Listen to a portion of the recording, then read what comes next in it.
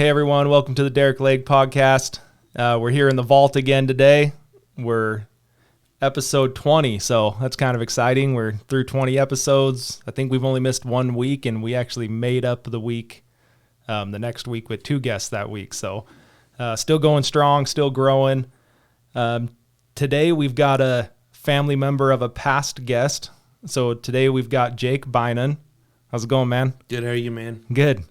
This should be fun. We've had Cade on before. Yes. So we went through a lot of Cade's background, old Roadblock himself. That was fun. I enjoyed having Cade on. I hadn't seen him for a long time. So you guys went to high school with each other, didn't you? Yeah, so we were the same age in high school. Okay. And I mean, I think we really went from probably like second grade, if he lived here in second grade. Yeah, we grew up here. So second grade on, I think. Okay. Because we just lived up the street from you guys. Just around the corner. Anyway, man, we've got a few topics to jump into. You were born and raised here. Yes. Right? Yeah. And in Washington? Born in St. George. We lived in like a little trailer house over kind of by Pineview High School. Okay. Just south of Pineview High School right in there. And then we ended up, my parents bought my dad's house that he grew up in. Cool. Which was the house that was just down the street from you. Yeah. Which you were north of us? Yeah. So we were the elementary school. We were a block west from the elementary school. Oh, okay. Gotcha. Yeah. And then I actually bought that for my parents. Oh, really? So kind of the same story as yours. Yeah. Yeah, so we lived there for a while. A year ago, we built a house in Tonnequint. And so we sold the Washington house and moved to Tonnequint. Oh, okay. So I'd been there. I'd lived in the same house since I was 7. Gotcha. Isn't that crazy? That is. That would be. Did you guys ever do like the measurements on the walls? Yeah. Growing up, like where you mark your height? Yeah, I think it got painted over, but we did that in my parents' bedroom. We had a pretty good portion in our wall in that house that I was growing up in. It was crazy because my dad's family all grown up in. Oh, yeah. And then you'd have all of us growing up, and then we had foster kids and stuff for a while too. So pretty much like anybody who'd come over, we're always putting their marks on the wall. It was cool to watch. You know, you could come and see like, oh man, this is where I used to be clear back in 05 or whatever. And right. Anytime they'd come back and see, it's kind of a cool thing to bring back and like, this is where I was at that point. And have it all dated and everything. Yeah. So that was pretty cool. But so then went through Pineview. Yes, went to Pineview High School, graduated in 2011. Gosh, you're a baby. I know, right? I guess it's not much younger than me. Some in the 2000s, but yeah. I just barely turned 29 in October. Okay. So I'm a baby looking at 30. Yeah. Well, then you knew my little sister. So Yes. would she have been a grade younger than you? She was a grade under me. Okay. Yeah. And super, super awesome person. I liked your sister a lot. Yeah. Well, Caitlin, I'm sure she'll watch this, so hopefully yeah. we'll see if she does. Yeah. Katie, if you watch this, message me. I think she's been pretty good about watching all of them. She's probably the only one of her and my mom that have watched them all. And then was it straight into the Army after high school or? Yeah. So I signed up when I was 17. Okay. I had to have my parents like sign a waiver for me and everything. It was pretty funny too because I turned 18, my senior year, and my parents came to the school and they're like, just let him sign himself out. Like, he's in the freaking military. He's going to basic training and stuff. Like, he's an adult now by law. Yeah. Just let him sign himself out of school. It's ridiculous that we got a call, and they did not like that, though. It's a funny transition. It is. You're like an adult, but you're still in high school. Yeah. But, yeah, my as you'd say, your high school, the graduation trip was basic training for me. So I guess that's unique. Yeah. And I went to Fort Leonard Wood, Missouri. Okay. AKA Fort Loston Woods, is what they call it. Really thick forest, ticks, crazy amount of ticks. Really? Oh, yeah. When we were doing our, we'd have to do our map course. And it was pretty crazy when I got to my map course so they have everybody get in the back of an LMTV, and when you're in the back of that LMTV, they're just driving along this trail, and then they stop, and they'll just be like, all right, this group, it'd be like a group of like 2 to 3 guys. And they hop out, and they have like a little trailhead point, and then it just kind of goes into open forest. And you have a map and your compass. You got to set your azimuth and try and figure out from your mountain ranges around you where you're at and figure out which directions. Is there mountains in Missouri? Not really. So we were like going off of like water towers or stuff like that. But, and when they get to the point where I'm at, I'm like at the very back of the LMTV. So I'm like the very last checkpoint that they get to, which is one of the further ones out. And we get out, and there's like 3 crosses right there for it's like PFC something, specialist something, specialist something. I'm like, what? Yeah, that's odd. Oh, great. And they're like people that got lost on it and had like dehydration end up dying. Like they away. Really died. Yeah. Holy cow. Well, that's comforting. You know, but we ended up finding our way out. No problem. But just good training. Yeah, that's crazy. I remember, though, coming back from that, when you get back from that, everybody's doing like a tick check on each other.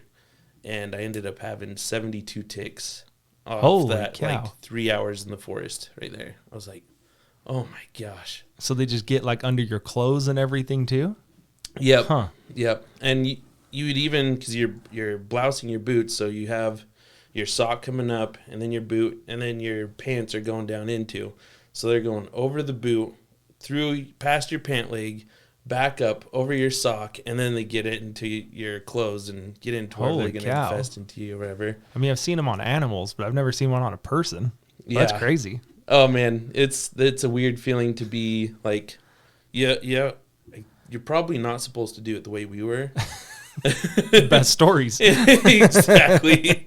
We were like popping them like zits. Oh, okay. And I think if the head gets stuck in, it can like clot your blood flow or something. I'm not 100% sure on that. They probably should have told you about this. Well, yeah, they did say though. They're like, you're supposed to like remove it a certain way, like putting stuff over like the burn bottom them or something, aren't you? Yeah, if you put like fingernail polish over them, they can't because they breathe through their butt, and then they can't breathe, so then they pull out.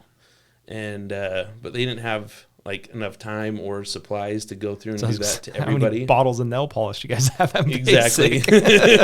None. So we're just popping them. They're like, just pop it like it's it. If the head's not on it, then come and see a medic. So you pop it out, and if you look at it on your hand, if it starts crawling around, you're okay. If you pop it on your hand, it's not moving, you got to go see the medic. So did you ever have to do that? Yeah. Thankfully, all 72 of mine, I was just popping them out.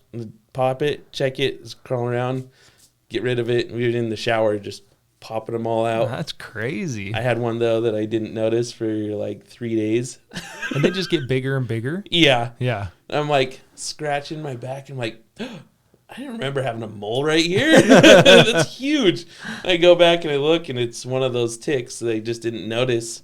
And he was big. I'm like, bet. Oh, man. So, but, dude, bugs over there are like on steroids. Like, I saw a praying mantis that would easily like cover most of my forearm.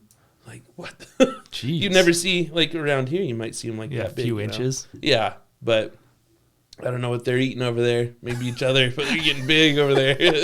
They've evolved. Exactly. Yeah, they're evolving. But it's pretty crazy all the different, I guess, wildlife and stuff you'll come across. Like in Texas, we'd be on bases in Texas, and there's the, oh man, they come from Africa. Like they've got the big, huge horns on them. It's like an axe or I can't remember the name of it. Was it like a spider or what is it? No, like a deer thing that's like got huge horns that come up off of it. Oh man, I can't remember the name of them. But they had given us a safety training stuff on like if you come across these African deer things, like don't mess with them. They'll charge. One of them had charged a Hummer, and like they just had the canvas door, and it put its horns right through the canvas door, and they took off on it. So it's like you would just weird animals like that you come across. Well, Texas is and YX onks. Yes. What What is it called? I don't know if I'm saying it right. I'm probably not saying it right. Oh, and YX. Yeah. Onyx? An onyx or something like that. However you say that. Huh. Yeah, they're crazy looking too. It's Weird. like something you'd see in like a safari. Like Yeah. They got like kind of like a blackish, curlyish, but really long, straight horns on them. I think I was watching Meat Eater one day. Have you ever watched that on Yeah. Netflix? I think they're on there. Oh, I think really? he does a hunt in Texas and they're on there. Okay. But I can't think of what it's called either. So when you were Yeah. saying that, I'm like, I'm pretty sure it was on that Meat Eater episode. Yeah. Did you know in Texas they elk are considered invasive? You can just Really? shoot them. Yeah. I need to move to Texas. I know. I hope Amanda doesn't listen to this because she probably would. Did you know that in Mallory, you might fact check me on this too, but like per capita, there's more lions, or it might just be like jungle cats in general, are in Texas and like the rest of the world. Then there's like in natural captivity. Yeah. Yeah. They just have them More as in pets out captivity there. here. Yeah. What the heck? It's that what's that tiger dude that the Tiger Man? Yeah, whatever? well, I never watched that, but Oh, Tiger man. King or Tiger King, that's what it was. is that what it was? Something like that. I wonder if that got like a big thing going on having your own tigers or Well, and there's like athletes, like there's a bunch of athletes that have tigers and lions and all That's kinds true. of weird stuff like that. Yeah. I don't know. I guess when you have that kind of money, Right. like Mike Tyson, right, with his tiger. Yeah. It seems like, and it's weird because it's kind of in like some, like in Texas, you would just kind of imagine mostly kind of redneckish people out there or whatever. Yeah. Obviously, there's Some going to be a mix of farms people. and yeah. Yeah. But, and then you find out like which one of these farmers out here has got all these freaking mountain lions Right. and tigers. But then I guess it kind of depends on like the state law. I wonder if they're just more laxed on owning that stuff. Yeah, it's like I have a buddy that just moved to Las Vegas, and somebody was offering him like a lynx, like the little like big old bobcat lynx thing that's like house trained. And he's like, yeah, I guess I can have it in Vegas. It's like, should I get it? I'm like, it'll probably eat your dog. Yeah, if you don't like your dog and cat, maybe. Right. That's funny. Yeah, the Texas is interesting, man. It is. So I used to do a lot of door-to-door sales for Down a little there. bit. And I went to Texas a couple of times. And have you ever heard of the purple fence law? So if they have their property marked with purple, like their fence around the property marked with purple, if you cross their property line, you pass that purple marking, they're like open to free rights to shoot at you, like without Dang. questions asked. And so That's I some didn't. Wild Wild West stuff. Yeah. But it's also kind of cool. Like, hey, you know that this guy's serious about protecting his house. He's going to shoot me if I come past this I guess point. why have purple? And it's like, well, because nobody would just mistakenly put purple on their property, Yeah. I guess. Isn't this weird? This guy's got a big old purple fence around his place. That must mean something. Yeah. But we were doing DirecTV and, what was it? What's the other Dish and DirecTV sales there, and I'm going on. I was walking up to one of the doors, and they had purple stuff on there marking around, and I didn't know at this point yet. And then one of the managers told me after I got back, he's like, "Oh, by the way, it's purple fence law here. If you go past that purple boundary, you could be shot." I'm like, "Oh my gosh, that's why they had the purple fence. I could have gotten shot today." You're like, you're a day late telling me that. Yeah. I guess a guy had been shot like a week before. A different salesman had been shot because of that. Jeez. And the person that shot him, though, got in trouble because he was running away, and then they shot him in the back. And then, Yeah, that's not okay. right. So I was like, ugh. And then that's why they told our managers to let us all know and everything. And we ended up having one of my guys had called, I just heard about this through him, but he had gotten a call from one of his buddies that was also doing the same sales. And he said that one of the guys went into this old lady, let him in, real nice old lady. He was like, "Yeah, have a seat. I'll be right back." She went and got a 357, put it to the back of his head, and was called the cops thinking that he was like doing... Like, was she nuts? She was a little crazy. I mean, I guess you'd have to be. You're right. Come on, sit down. I'm going to pull the pistol on you. But she called the cops on him, and thought that he was like selling fake something or was like a fake salesman or something like she that. thought she was in the right 100%. Yeah. Yeah. And then they got there and they're like, just get out of here. Call your manager, have him come pick you up because you're done over here today. Dang. It's crazy. I loved doing door to door though, because you never knew what you're going to get kind of thing. A little bit of Forrest Gump going on. Yeah, dude, I'm the other way. I'm like, to an extent, I'm like, I just want the same thing. Like, if I know what's in front of me, I can tackle it. I know what's in front of me, I can tackle it. I don't like to be surprised. That makes sense, too. Like, even presents. Like, you want to surprise me? I don't even want to surprise. Just tell me what you're getting me. Just to like, I don't want surprise parties. I don't want none of that. Are you like, if you could open the Christmas presents a couple days early just to find out? I'm like, just don't even wrap them. Oh, really? Just set another tree. Well, just let me buy my own. Like, if we're just being honest, just let me buy my own. So you're like the gift card for a present kind of guy. Just give me the money and I'll go figure it out. Exactly. I like surprises myself. I'm like, oh yeah. Oh, but then I'm terrible at waiting. If I'm going to give somebody something, it'll be like 2 months before their birthday. I'm like, I got you this birthday present. What? But it's always funner to give a present too, I feel like. Yeah. But I mean, I'm that way with them. Well, Amanda would probably have a different explanation than I do, but like, I would rather give her something and it's a bigger deal to me in my mind and I make it a bigger deal than her getting me something. Like, I would rather surprise her than be surprised. Yeah. You know? Yeah. And then you get to kind of have the insight on what it is too. And it's probably it's probably like the red personality in me. Like, I just want to control it.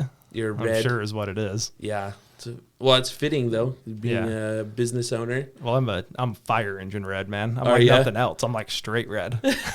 Like, every time we would do those tests, I would almost like try to answer things to try and maybe mix in some white or some blue or something. And I'm straight red every time. Gotcha. Yeah. I always came out like a yellow blue. Yeah. Yeah. Want to have fun and social and all that. But yeah, I always loved doing those little quizzes and stuff, like social studies in school. Kind of figuring out how people think, how the human mind works and everything. Yeah. I always found that the most interesting. But then, like, at the same time, I didn't really want to go into psychology because a lot of psychologists that I know are like, See, not all of them. I think if I was going back to school, which I wouldn't, I mean, my mom says never say never, but like, I would never go back to school. Yeah. I think that's what I would do. Like, that's the only thing I can think of that really interests me other than what I'm already doing. Gotcha. You know, like, I mean, you go take a business course or an entrepreneur course or something like that. Like, I'm already doing it. Yeah. So that would interest me. But if it wasn't that, it would be some type of psychology. Okay. Yeah. I mean, it's probably I feel like it'd be the easiest to get yourself invested into. Yeah. But. Well, now I'm a people watcher. Yeah. And so I'm always like when it comes to driving, like, I'll predict everything that's happening before it happens. Like, oh, this guy's going to come over. Oh, that, you know, like, I'll see what they're doing. Defensive driving. Yeah. That's good. Yeah. I try to do that too. And then I'll catch myself when I'm not. I'm like, oh man, I need to pay more attention right now.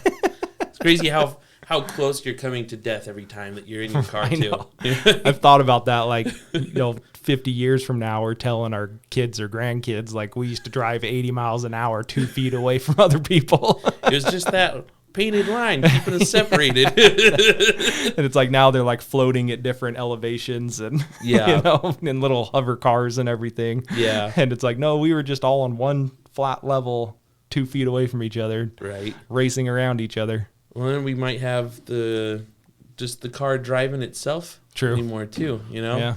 The like Dubai having those cab or people-less cabs and stuff, so it's just an app controlling that to pull up and you get in and I think it's almost scary though, because I think they're doing that with like semis and stuff too, like testing it. Yeah. And so it's like, so you're just gonna cut out like an entire industry, right, of workers. I mean, not the industry, but the workers that run the industry. Yeah. And then it's like, what else does it replace? Like, yeah, like they do like the commercials with the pizza. I think it's Domino's or something. They're doing a self-driving thing. I think they started it in Washington. Yeah. Or something like that. And so it's like, I mean, even like self-checkouts. You know, it's like, what technology is coming that's going to force people out of their careers? It's kind of scary to think about. It should be. Yeah. It should be scary. Yeah. Which is that's why one of the big reasons I chose plumbing for my trade, because it's supposedly plumbing is supposed to be one of the last things that a robot could like take over and be able to do without humans figuring it out and stuff. Interesting. Because there's so much, you have to have slope and grade on certain things, and this can't intercross with this, different PSIs running on different things that you have to think about. And it's funny, like when I first got into plumbing school, I was like, oh, we're just going to come in and learn about putting a toilet in or something. Right. Faucets and drains. Yeah, simple, just like what I thought of plumbing to be. Right, your everyday stuff. Yeah, and then there's so much more math and science and all this other stuff going into it. I'm like, oh, this is a little bit more intimidating than I thought it was going to be. You're like lefty loosey, righty tighty, putting faucets together. Exactly, yeah. And it's kind of crazy, though, just like electrolysis. Have you ever heard of electrolysis? Yeah. Yeah, I had no idea about electrolysis before. And they're like, anytime you're having copper touch galvanized steel of any kind, you got to wrap it with something so it doesn't, because it'll start just eating through the copper and creating leaks like that. I'm like, I had no idea. Yeah. There's electricity running through those that are eating each other. And it's like, just something you'd never think about. Yeah. Well, at one point, someone didn't think about it, and that's how they know, right? That's true. That's very true. Yeah. Oh, man. But yeah, I used to think about that when I worked at it was Checker to me. It's O'Reilly's now. O'Reilly's Auto Parts bought out Checker. When I worked at Checker, I remember Checker. I would sit there and think like, because I managed it, so a lot of the times I was working like the late shifts or the holiday shifts or like when nobody was there is what I'm getting at. Yeah. And so I had a lot of time to think, yeah. and I would sit there and be like, a robot could do this job, or even like if like typing through like the year, make, and model, like that's not rocket science, you know. Like the guy back there's like, what year is it? What's the make? And then they're like, is it 4-wheel drive? And you're like, dude, I just need, something that has nothing to do with that, right? Yeah. And so I'm like, you could do that. Like a customer could just click through that real quick. Yeah. And then like a little self-kiosk thing. Yeah. I mean, and that's what it is anyway. The worker just types it in instead of the person. Yeah. Like after I quit working there, I would almost go into like AutoZone or other places and I'd be like, just move, just let me do it, because I'd know how to do it better than them. But I would just think of like this conveyor system, that they would type their information in, click on those spark plugs. Yeah. And then all of a sudden it just like fires up a thing in the back and this spark plug goes and gets kicked out on a conveyor belt and then pops out in front of the customer. Like, oh yeah. You know what I mean? Like, yeah. I don't know if that's how they would do it. I'm no genius, but I'm like, how hard would this be to like put it together? Exactly. And like with our technology growing the way it is, they could do that right now if they wanted to. Oh yeah. It'd be a large investment, but they could. Yeah. You gotta be careful now. Somebody else is going to take your idea. Well, and then the post office, I've worked the post office for 12 years between different jobs there. Oh, you did? And like, I still own contracts out there. I was out there yesterday. Yeah, I was out there yesterday in Hurricane. Okay. And I always think like the machines are sorting this so we can resort it and then go deliver it. Yeah. And so I'm like, even the P.O. box section and stuff like that could all just be turned into automation. Yeah. And now they have some kiosks in the bigger offices to where they're not even running clerks anymore. Oh, really? So like you don't go up to the window and talk to a clerk. Yeah. And I'm like, that should scare everybody at the post office. Yeah. Because like one day you're not going to have a job because this whole thing's going to be automated. Yeah. But at the same time, the post office is the biggest civil workforce in the nation, if not the world. Really? I think it's the nation. I did not know that. Yeah. So there's more like, because the military is I think the biggest, but this is the biggest civil, like, just regular people, not military. Yeah. And so it's the biggest workforce in the nation's the post office. Gotcha. And so I'm like, that could lose a lot of jobs real quick that's the biggest one. That's kind of scary to think about. Yeah. It's like, at what point are we losing so many jobs to technology that people are just like, what do I even do for work? Yeah. But at the same time, we always adapt and overcome. So yeah. Who knows? Well, it's same thing with fuel. Yeah. like, I'm not even talking like, going green and stuff like that. That's not the subject I'm on, but we have the technology to not use fuel. I mean, clearly we have Tesla, we have these other things. Yeah. Why, like, and it's more efficient, it's faster, the performance is better, there's less maintenance, all of that. Yeah. But if we quit using fuel in the United States, we'd bankrupt countries. That's pretty. You know what I mean? That's true. And yeah. let alone what we would bankrupt in our own country. Yeah. But I mean, think about gas stations. Like, so you're just going to go there to get a Mountain Dew? You know, like, right? you're just plugging into your house. Just like turns into like a Dollar General. Yeah. There's no use for it. So it's like that. It's like what they don't do it. Mm-hmm. And as much as they think they're trying to push it, that's like true. we have the technology. We've had it for years. Yeah. I mean, when I was in high school, they were coming out with, I think it was the Chevy Volt was one of the first full electric. Yeah. And I could be wrong on that, but I think that was the first one. And then the Prius and all that other stuff came out, but they were like even like still gas battery hybrids. Yeah. Not full electric. And I mean, we have electricity. Yeah. All you're doing is putting a motor on a wheel and turning it on. Yeah. You know, it's like people riding Teslas and they're like, dude, this thing's so fast. I'm like, well, yeah, think about it. Yeah. Like you're just turning it on.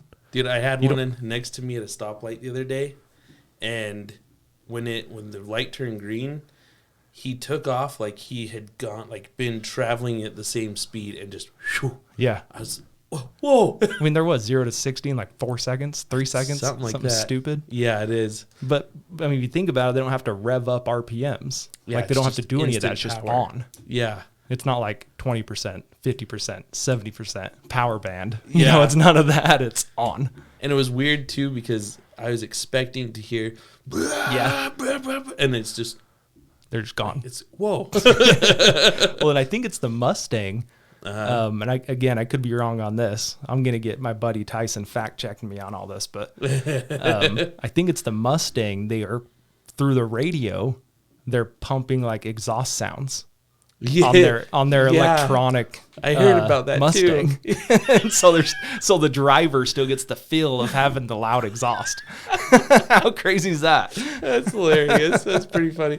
We got to play the sounds now because the vehicles don't make it. Yeah, you just hear rocks kicking up in the drive shaft, like the driving, whatever you call the. Yeah, I think the other issue that Tesla's having is, one, they're like producing them as fast as they can, that they're not making aftermarket parts. Not that there's a lot of parts, but like body parts. Yeah. So I had a guy come into the safe store the other day, and we got talking about Tesla, and I'm like a closet Elon Musk lover. Okay. And so like every time someone wants to talk about it, I kind of get rolling on it because I'm just fascinated by the guy. Yeah. So we were talking about Tesla, and I'm kind of like pumping it up. And this guy's like, dude, my son has one. He got in a fender bender, like a mild fender bender, 18 months ago or 16 months ago. And he's still driving a loaner car because they can't get like the fender for it. Really? Yeah. And he's like, yeah, they're just not, and COVID probably affects it a little bit too. Yeah. But they're just not fixing any of them. Yeah. Because they're pumping them out so fast, they're not building any extra parts for it. That makes sense. So, and I don't know if that's true. That's just what this guy was telling me. No, that makes a lot of sense though. But at the same time, like even when you total a Tesla, they're worth so much to resell because people are doing these swaps with them now, taking all the batteries and that engine out of it and putting it on like a 1950 something Mustang. Really? And then so it looks like an old classic car, but then it's got a Tesla engine and battery components in it. That's crazy. So that would be a real brain when you'd see a Mustang drive by and it's not making any sound. It's doing 0 to 60 in 4 seconds. Yeah. I think I heard it was like you could sell one that's totaled for like $15,000. I could be wrong on like that, but that's like the minimum price you're going to find one at. Well, gosh, I think those batteries cost that. Yeah. Yeah. I think that's what you're paying for on that, but I've also heard, though, when they catch on fire, it's hard to put that fire out. I would imagine. It would be a crazy fire to be a watching. bad situation to be in. It's a giant lithium fire. Well, and I wasn't even really sold on them. Mm-hmm. And then my brother-in-law got one, and he got like I think it's the Model X with like the doors that flick up, like the DeLoreans. Does he make it dance and stuff? Yeah, and it does everything, right? That's so cool. And so he's like, dude, come take a ride in it. And we jumped in it. And my truck's pretty hopped up. Yeah. So my diesel truck's like twin turbos.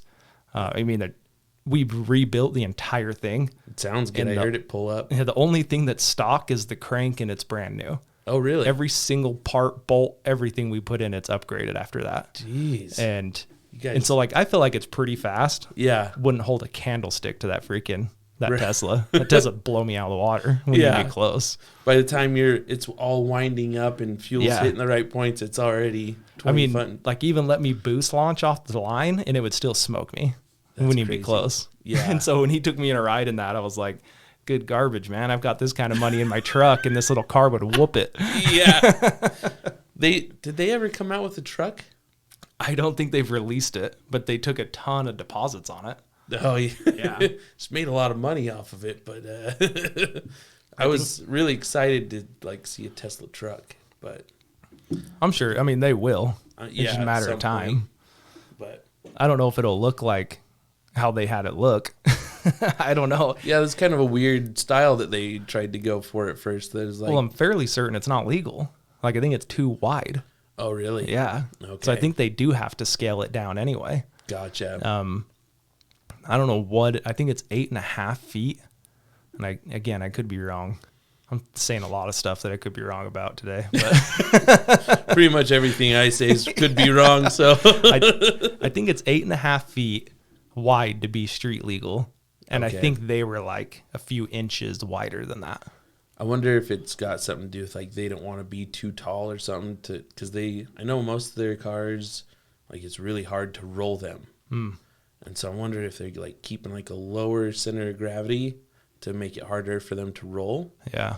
And so they're trying to, I don't know though. Get wider instead of taller. Yeah, because they passed their safety ratings of the crazy score. Like it's better than any other vehicle out there. Yeah. With their safety, it like holds the standard to like what their standard should be anyways.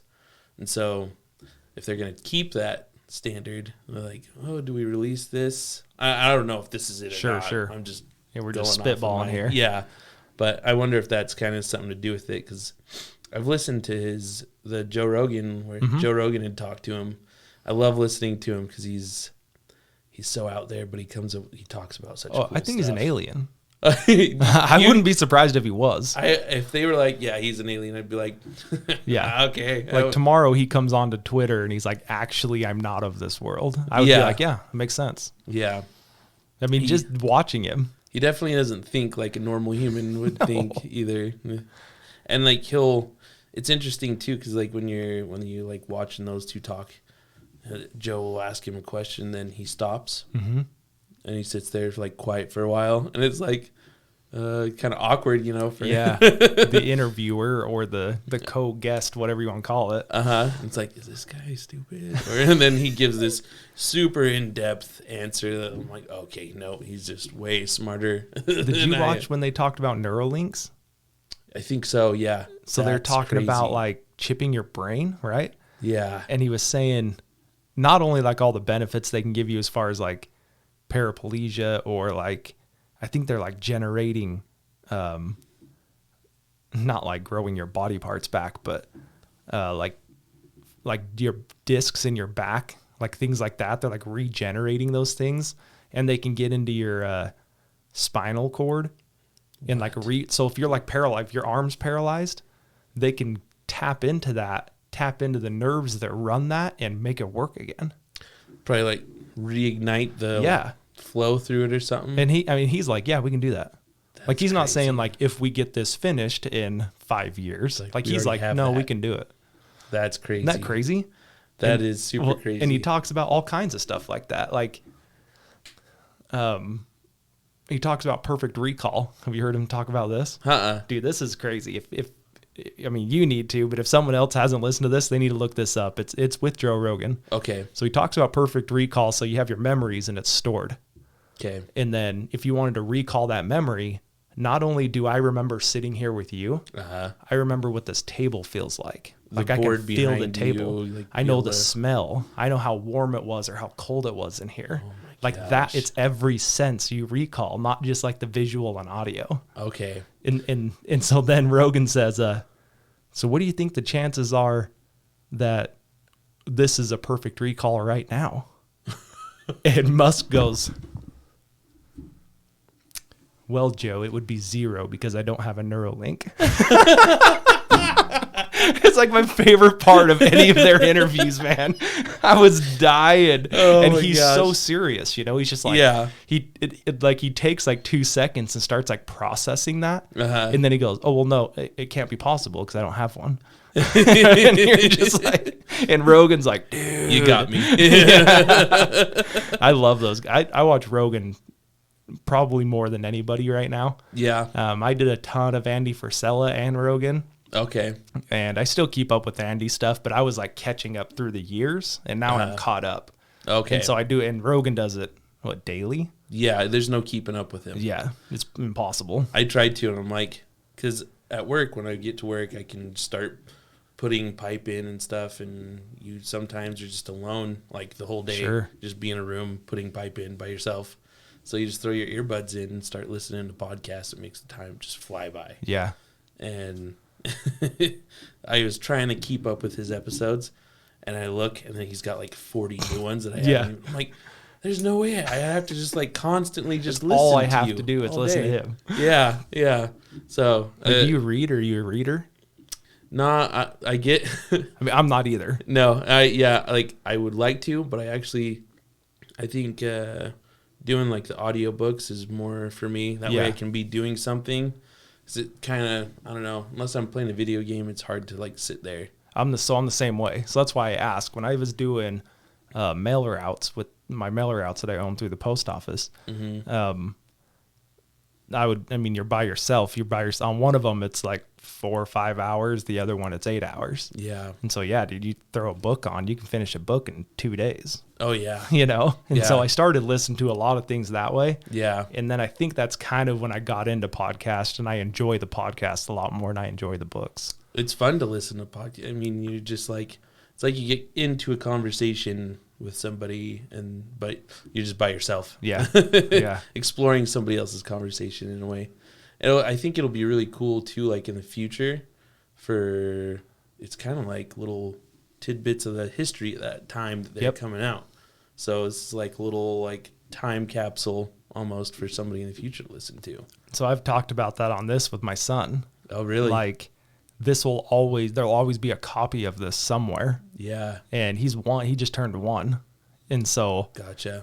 10 years from now, like say something tragically happens to me, Yeah. like he'll have up to today, he'll have 20 different episodes that he can get on and watch me. That's crazy. Like interact with people. That's Yeah. weird, right? It's weird That to think is. about. I've always thought about doing a podcast where you just interview old people. Yeah. Like 'cause I was thinking, like when I was doing door to door, I'd talk to a lot of retired people, Sure. old people in their home, and like when you go knock on their door, they're like, "Come in," because they don't have nobody's talking. They're to them looking and stuff. forward to that. Yeah. They're like, "Please come in, have some water, sit down. I'm going to talk your ear off for the next 2 hours." Right. And I loved it though, because I love hearing stories from older people and stuff, and kind of just getting there's some crazy stuff you can find out just from listening to random strangers and whatever. But I was like, man, if I could just make a podcast of just talking to old people, that'd be an amazing podcast. You should do it. Maybe I should. You should do it. Just finding them and getting them in here. I don't think you'd have a problem in St. George. That's very true. We're in the home of. I mean, there's how many old folk, 55 and over communities are there, right? Just go throw some Yeah. flyers up. Hey, you bored? Want to come sit down and talk with me? Right. That would be fairly easy. Yeah, that probably would be. That's pretty it, Mallory. doable. Hold him to it. Hey, I know a gal. I know I'm set up perfectly. I know. Well, and those who don't know, Jake and Mallory are friends. Yes. And so, I had never even really, I don't think we've ever met. I don't think Like we have maybe ever in met crossing, either. we've maybe seen each other through the years. We didn't know it, but Probably. we've been around each other. Yeah. Yeah. Then I knew your brother, you knew my sister, but you knew Mallory, and that's how this worked out. Yeah. And Kate actually had mentioned to bring you on.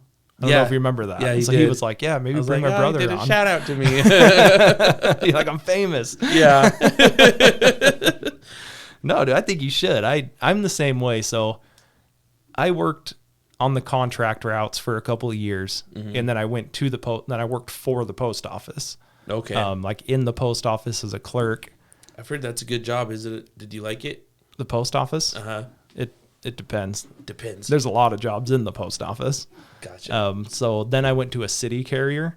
Okay. And I liked it, but because I'm so talkative and it's ultra micromanaged. Gotcha. So I didn't thrive in it. Yeah. Just because of what my personality was and what their expectations were. Okay. And so like I would get the job done, and I would, even if there was days I would enjoy it, Yeah. then, and it's not I always say you couldn't pay me enough to do the postmaster's jobs. This is the worst job in the post office. Really? To be a postmaster. Oh, it's terrible.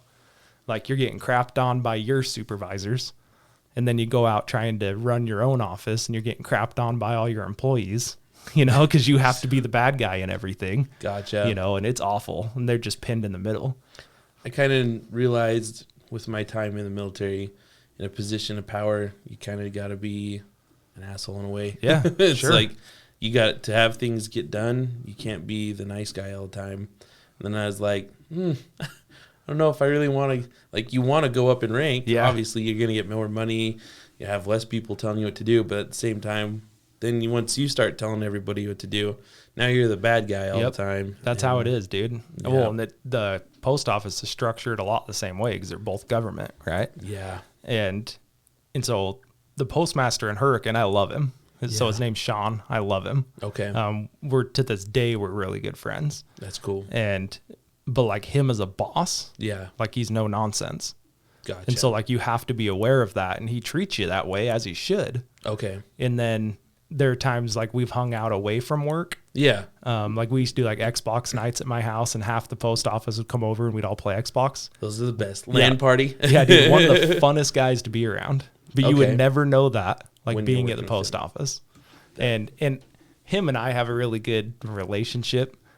And so when I was working for the post office, I just got my butt kicked all the time. Gotcha. And so for me, being a city carrier was not a good job for me. Okay. So when you were asking, like, is it a good job? Yeah. Now there are 3 or 4 guys there that thrive with it. It just wasn't for me. I see. And I'm tying this all back to what you were talking about with podcasts. Yeah. But and that, so a lot of the reason that was why, because I'd get to a mailbox and there would be an old guy waiting there, and he Yeah. and nothing to do, and he's just waiting for me to show up. Unload on you. Yeah. And so I roll up and I'm like, "What's up, Wayne?" or whatever the name is, And he's like, "Oh man, what's going on? Oh yeah, so my daughter came into town last week, And, Yeah. and I would sit there and entertain them while I'm throwing the mail, or entertain them talking to me as I'm throwing in the mail. And there were times where I'm like, "All right, I gotta go," and they're just like still talking, and I'm like, "Yeah, Yep. dude, I gotta go." You're like backing away. Yeah, Gotta go. I'm like in the car, like starting it, Yeah. And so that was a lot of the reasons, because I was late a lot because of that. Yeah. And anyway, if there was, I'll say this about the post office. I've been around it almost half my life. Okay. If there was a job at the post office I would do, I did like being a clerk. Now I don't know if I would, because they're more micromanaged now. Gotcha. But I can't say this word. Rural. Rural. Yeah. I can't say the word. A rural carrier. I've never been able to say it. Anyway, No worries. So there's city routes and then there's rural routes. Gotcha. City routes are extremely managed. Okay. The rural routes are not as bad. A little bit more laid back. Yeah, like you don't have to wear a uniform. You can wear your own stuff. So would it be more of like central and stuff? Would that be So like it- a rural area? I don't know how they come up with this. So Washington, to my knowledge, are all rural routes. Really? Hurricane is all city routes. Yeah, I don't understand how they come up with it. Okay. So like Hurricane Uh-huh. are their rural routes. Gotcha. St. George is probably, they have both. I haven't worked in a St. George office. Cedar City has both. Cedar City has a lot of contract routes as well. So okay, so each city's gonna have their own. Yeah, they all setup and do it that. different. Yeah. Gotcha. So if anyone was going to do it, which the post office is in dire need of employees right now, Yeah. I would be looking for a rural carrier route. Okay. Anybody listening right now, like, oh, I know. what Yeah, to well, apply I have for people now. call me all the time. Oh, Dude, really? the post office is hiring like crazy. Well, and what'll happen is, like a lot of places right now, with the climate we're in, Yeah. people will put in an application. So this is not exaggerating. They'll have 50 applicants for a position. Jeez. Okay. They'll line up interviews with all of them. Maybe 4 show up. And then the 4 that show up, if one gets hired, they quit in a week. Really? Yeah. And so the post office is like getting killed right now Oh my god. because they just can't hire people. Isn't it And- crazy? Oh, sorry. Go ahead. Is it crazy how many places are hiring right now? Well, so that's what I mean. It's not just the post office, it's Yeah. everywhere. Yeah. And I think part of it is, and I'm not judging, I think part of it is to be on unemployment, you have to apply to X amount. I think it's 3 jobs. I've never been on it, so I don't know how it works, but Yeah. I think it's like 3 jobs a week or whatever it is. Yeah, something like that. And so they're just putting in the application to put in the application. They're not putting the application to get the job. Yeah. They're just like, this is what I got to do to keep my money coming in. And then there's people's like sense. what your mindset was Yeah. like, oh, dude, the post office is a killer job. Yeah. And so like they're the ones that get hired on, realize you just get your ass kicked all the time, and they they last a month. Yeah. You know? They're the post office punching bag for a month and then they're gone. Well, and it's hard, man. Like it's hard to bet. learn the post office. It's not an easy job. For anyone Gotcha. thinking it's going to be an easy job, it's just not. It's like me walking into plumbing. Oh, this is going to be Yeah. walk in the park. Nope. Yeah, the hardest thing for me with the post office is like I worked my butt off, and I had to because I was starting to get I was engaged when I Yeah. got hired into the post office because I needed to make more money, be a little more secure. Gotcha. So we got married. I was working every minute I could, and there were times I was doing the contract route. So I would go in at like 5 a.m. or maybe 6 a.m, whatever the day schedule was.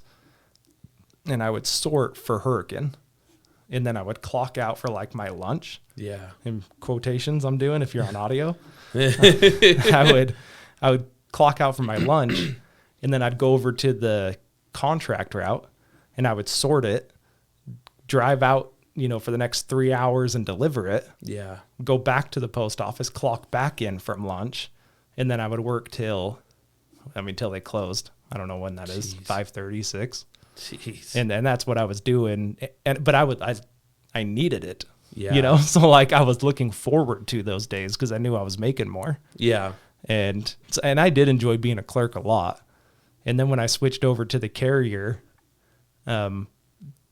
my pay went from like $12 or $14 an hour to like $28 an hour. Really? And I was like, it might have been $25 an hour or something like that. It was drastic. 20s though. Yeah. And so I was jacked. Almost double. Yeah. So I took this carrier position. I was jacked. A month later, they cut the position. Oh. So like the union or whoever decides all of that, Yeah. they just decided they weren't going to have that position anymore. And they just cut it. That sucks. So then they were like, well, don't worry though. We have the new position coming in that'll replace it. So Okay. you can just get into that. Yeah. And it's sweet because we're going to pay you $14 an hour again.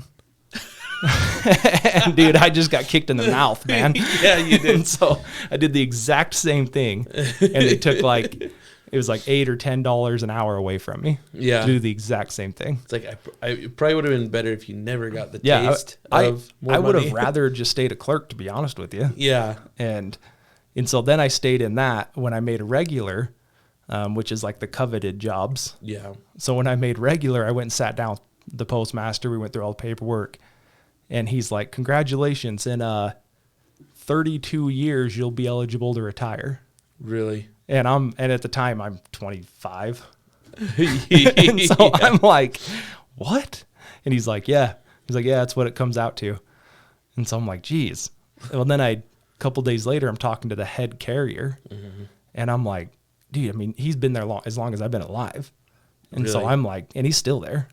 And I'm like, dude, like, you got to be killing it here. Like, how much are you making? You're probably killing it. Yeah. I think he was making like high 50s, maybe. I don't even think he's making $60K a year. Really? And I'm like, you've been here for 30 years and you're making $50,000? Yeah. That's terrible. Yeah, well, yeah. So that's when I was like, dude, maybe I shouldn't plan on doing this for the next 30 years. You know, maybe I should have a. It's kind of like a gloomy feeling too of like another 30 years of doing this. Yeah. The same thing over and over. Yeah, and it's not the local office's fault. No. But it's gotten worse. Yeah. In my opinion. Okay. And it's too bad because there's a lot of good people at the post office. And like I said, I love that postmaster. Yeah. And he just gets crapped on all the time. That sucks. And yeah, I don't know how he does it. I was talking to him yesterday about it, and I'm just like, dude, there's not an amount of money in the world you could pay me to do your job. Yeah. Period. There's just not. Luckily, we have people like him that will just keep doing it, though. I know. Well, and he's in a crap situation because he runs like all the smaller offices are under him too. Oh, really? And then my 2 contract routes are under him, and a couple of the offices I go to on my other routes are ran by other offices. Jeez. And so he has like just enough power to not have enough power, if that makes sense. Yeah. And so anyway, wasn't trying to get on a post office spill here. No, that's interesting to me though, because I've always heard, like my I think it was my mom would always say like, oh yeah, you should try and be a postman. That's a good job. And it was. Benefits and everything, it was. It's just changed. Gotcha. It's like when I started there, it was. Yeah. And then I've watched it like slowly deteriorate. It's scary. Yeah, and I hope that like the FBI doesn't show up tomorrow and throw me. We need all of your letting all the dirty secrets of the post office out. That's hilarious. But I mean, I own 2 routes. I guess those are the jobs I would do. Gotcha. Because you're on your own time pretty much. You're by yourself. You just get your job done. You go home, and there's really not a lot of issues that can really happen. Yeah. So those, I would be a contract worker like I am, or I would go do a rural route. Okay. Rural. I can't do it, dude. I would be a rural carrier. I went the longest time I couldn't say cinnamon. Cinnamon? I would always say cinnamon. I couldn't make it happen. I had to sit and work on it forever. But yeah, it's funny how we all have like some words that we just struggle with. Yeah, like something that just won't click with it. Like Well, it's funny because in school you get hammered on by all that stuff, right? Yeah. And recently, I think it's Andy Frisella. He talks about a guy that was a multi-billionaire, and he always, when he would write emails, and he would say like our Friday is going to be sweet. He would write it R, like ARE. And so he would always be like, this guy's a multi-billionaire and he don't even know the difference between R and hour. And I'm like, maybe it's not that important. Yeah. You know? Yeah, that's true. I mean, like when you look at a lot of people who have like done some big stuff, not all of them have really gone to in-depth schooling or anything like that. And most of them haven't. Yeah. Yeah. I was kind of noticing that, like... well, I think that's by design. I think it's because you go through... I don't mean to cut you off. Oh, no. I think that when you go through school and you go through higher education, you go through all this stuff, you're taught what to think. And I've said this before. You're taught what to think, not how to think. Yeah. And so a lot of those people that are pushing the envelope, Elon Musk, all those people that are pushing the envelope have not been taught what to think. They've just been thinking for themselves. They critically think and figure things out. Yeah. Where like if you're going to be a lawyer or a doctor or whatever it is, like you just stay in your lane and you do that. That makes sense. You know what I mean? Yeah. Yeah, I kind of, because I was working for that foam company. My brother and I both worked there, and I was like, man, this whole place is coming together, and none of these people have any kind of degree or anything in anything. It's like this dude used to be an artist for this, and this guy used to own like a little CNC thing here, and then they came together and made this company. Yeah. And I guess they pound it into most people's heads anymore. Like, you got to go through all this schooling and get this and this and this, and then end up in all this school debt to get anywhere in life and to do anything. It's like, no, that's not really how it is at all. Yeah. And I think we're finally getting away from that a little bit, though. I think so too. It's surprising though, like with the trades that I've seen, like I'm going to Dixie Tech right now.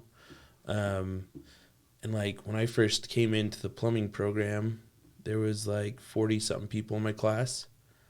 And now in the third year of it, we're down to like 20 something guys. Like, and I've been watching as like the program keeps going, and it seems like it's kind of getting smaller and smaller groups each year. It's like all these kids are wanting to just go and do a computer job or not, definitely not getting to the thick of it with dealing with sewage or anything like that.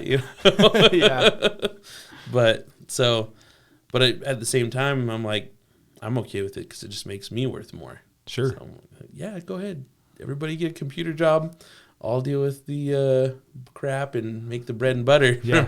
Every one of you that fall off is a less competitor for me. Exactly. My dollar goes up. Yeah. Makes me a little bit more rare each one of you that fall off. That's a good way to look at it. It's a good way to keep going forward. Yeah.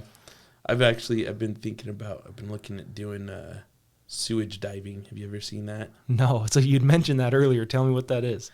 So these guys, there's like big sewage ponds, all the city sewers flowing into this. All of the solids are going down to the bottom. The enzymes are all eating it up and breaking it down into a liquid. Then the liquids, gray water, come up to the top. They have these pumps that pump it out and start to put it through a treatment process. They'll take that sewage water and make it to the point it's like drinkable. And then they'll reintroduce it back into like rivers or lakes and stuff like that. So that's like what's out by Quell. Yeah. Okay. And let's say one of the pumps goes out. It's connected to all this wiring and everything down in that sewage. And you can't just like disconnect it and raise it out with a crane or something and then work on it. So they have to send a diver down into there. But once you're in sewage and you're diving, you can't see anything at all. It's pitch black. And so they'll take like 10,000 pictures of these pumps and stuff before they fill that pond up. And they have a crew that's just going through all these pictures. And I think they take about 2 weeks before you even go into the pond. And you just sit there going over what's wrong on this pump, what needs to be pulled off, and how to get to it and replace it and put it all back together without seeing it all. Wow. And so they'll go in and pull it all apart without seeing anything, just all by feel, and then fix that part, put it all back together all by feel. But they make some, from what I've seen, it looks like they make some good money from them. So is that like a contracted thing that you work for the county, or how's that work? I think there's just like a couple personal businesses that do that. I could be wrong on that. So they just hire you to come and fix the problem. Yeah. Huh. Yeah. And then you just have a huge area that you would service. Yeah. Interesting. And there's not a lot of people that are wanting to dive I'm into sure. sewage either. So I'm like, that's one of those other things like, well, not many people want to do that. So if I do it, I'll be like one more little step ahead. Yeah, and then have your own business and contracted with all these different county water treatment places. Exactly. Have you ever been scuba diving? Not real. I did it so my in-laws, they're all licensed. They have the gear. They have everything. Gotcha. So I put on one of their tanks and their gear and like jumped in their pool, but not like for real. Okay. So you've like felt the mechanics of it. You just haven't like used it. I've never been in like a lake or anything like that. Gotcha. I got scuba certified when I was in Guantanamo Bay. So I guess I should say back up. I got deployed to Guantanamo Bay for a year with the Army. Mm-hmm. I was a 31 Echo, so I was a cage kicker. What they call them, just a prison guard though. Okay. And I was like, it sounds cool. Kicking cages. But so I got to go to Guantanamo Bay for a little over a year, and it was amazing because the reefs there are just like totally untouched. Because there's no tourism coming through and thrashing it and stuff. You just have a few soldiers going out there and diving and doing their thing out there. And so the coral reef is just absolutely crazy, thriving with life. Wow. And it's almost like going into outer space because it's just a So foreign. Yeah. And there's things that you're like, I've never even seen that. I've never seen that on like Animal Channel even, or you know. And so but it's dangerous too, and it's kind of a mix of like, I've never seen this before, like exploring, but I'm scared of it too. So you get like a little adrenaline rush from it, kind of. I don't know if you're much of an adrenaline junkie. Not much, but I can understand it. Yeah. I'm not, so like things that shouldn't give you adrenaline give me adrenaline. Gotcha. If that makes sense. Yeah. Like everyday things to my wife like freak me out. Oh, really? 'Cause she is like rock climber, rappeller. She skydived once. Gotcha. You know, stuff like that. Yeah. See, like the older I get, the less I am doing stuff like that. I think I'm like seeing how feeble we are. Exactly. That's me, dude. Yeah. I'm scared to get hurt because I got to go to work tomorrow. Yeah. Like that's my fear. Gotcha. That's why I'm not. I know. I'm like, I used to longboard and stuff, and then now I'm like, longboarding equals possible broken arm, which means I might miss some work. I'm not doing it anymore. Yeah. So it's kind of sucks to live that way, but at the same time, it's like, I mean, as you get older, you're just gonna learn to become afraid of different things like that, you know. Sure. Like, so I'm not as go and get it anymore, but I've been, you know, skydiving, scuba diving. I love to try and kind of push myself to uncomfortable points in a way, because like scuba diving, I used to be super claustrophobic. Well, it's a different, like in just my small taste of it, it's different to like be underwater and being like, okay, you can breathe now. That's a huge thing to get over at first. You're like, oh. Like I kept forgetting because I was like holding my air. Yeah. And I'm just sitting on my butt at the bottom of the pool, you know? And I think my wife was sitting there with a board that she could ride on. I don't know if it was like a dry erase board. I don't remember, but so she was like, "Are you okay? Do this," you know. And I would sit there, be holding my breath, and I'm like, "Oh yeah, I can breathe," because I'd forget that I could breathe. Yeah. And I think she wrote it on there once or twice. Breathe, like you can breathe. It's okay. So that was the weirdest thing for me, but that's about the craziest thing I've done with scuba diving. Did you get to play with the buoyancy?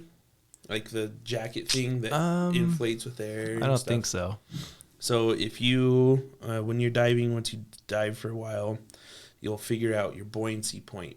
And you'll have your weights that are on with your diving gear. And then your little jacket thing inflates and deflates with your air caster.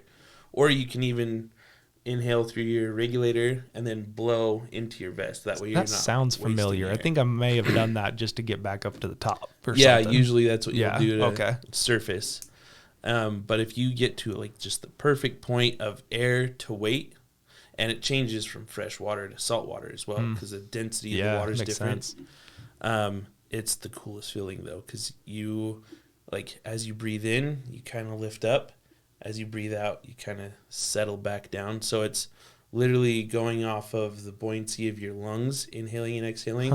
But you're just floating like a particle in the water, though. You're not really sinking. You're not going back up to the surface. It's just your free float. Yeah. And I used to love to just get to that point and then go upside down. And it looks like you're standing on like Mercury, because the surface of the water, it just looks like liquid metal almost.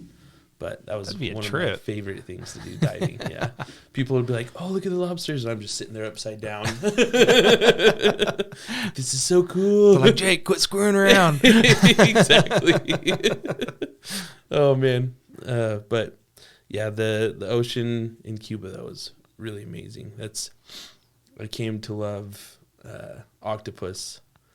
Like, really. And then that show came out about have you ever seen The Octopus Teacher on Netflix? You need to look that up.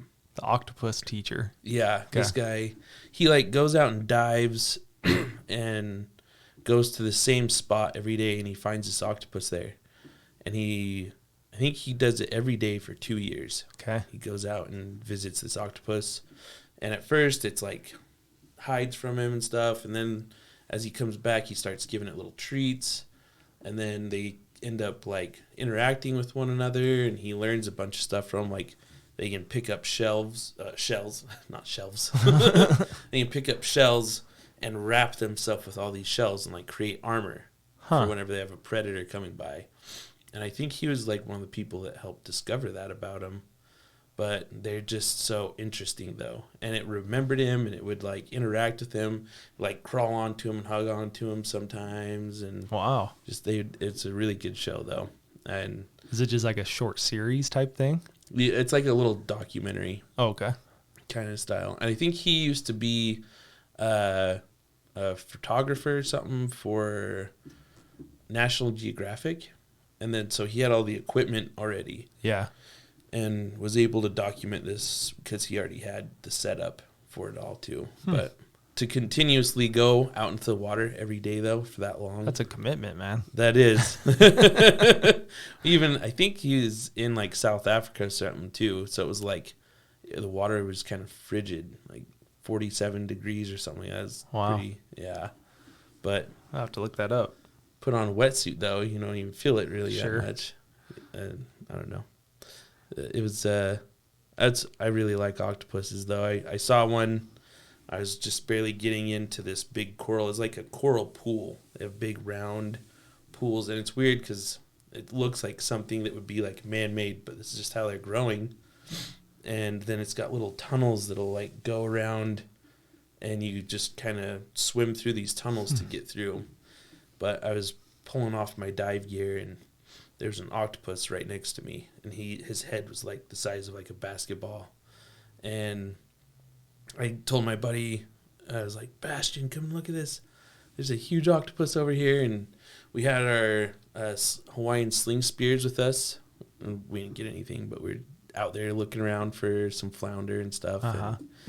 And he came over and he just took like the butt end of that spear and put it near it.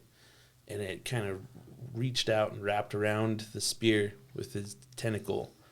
And we tried to kind of pull and see if he'd come out of the hole. He was so strong, dude. We could barely get the spear back, and he had like 5 suction cups on it. I was like, oh my gosh. Yeah, we almost left that there. Yeah.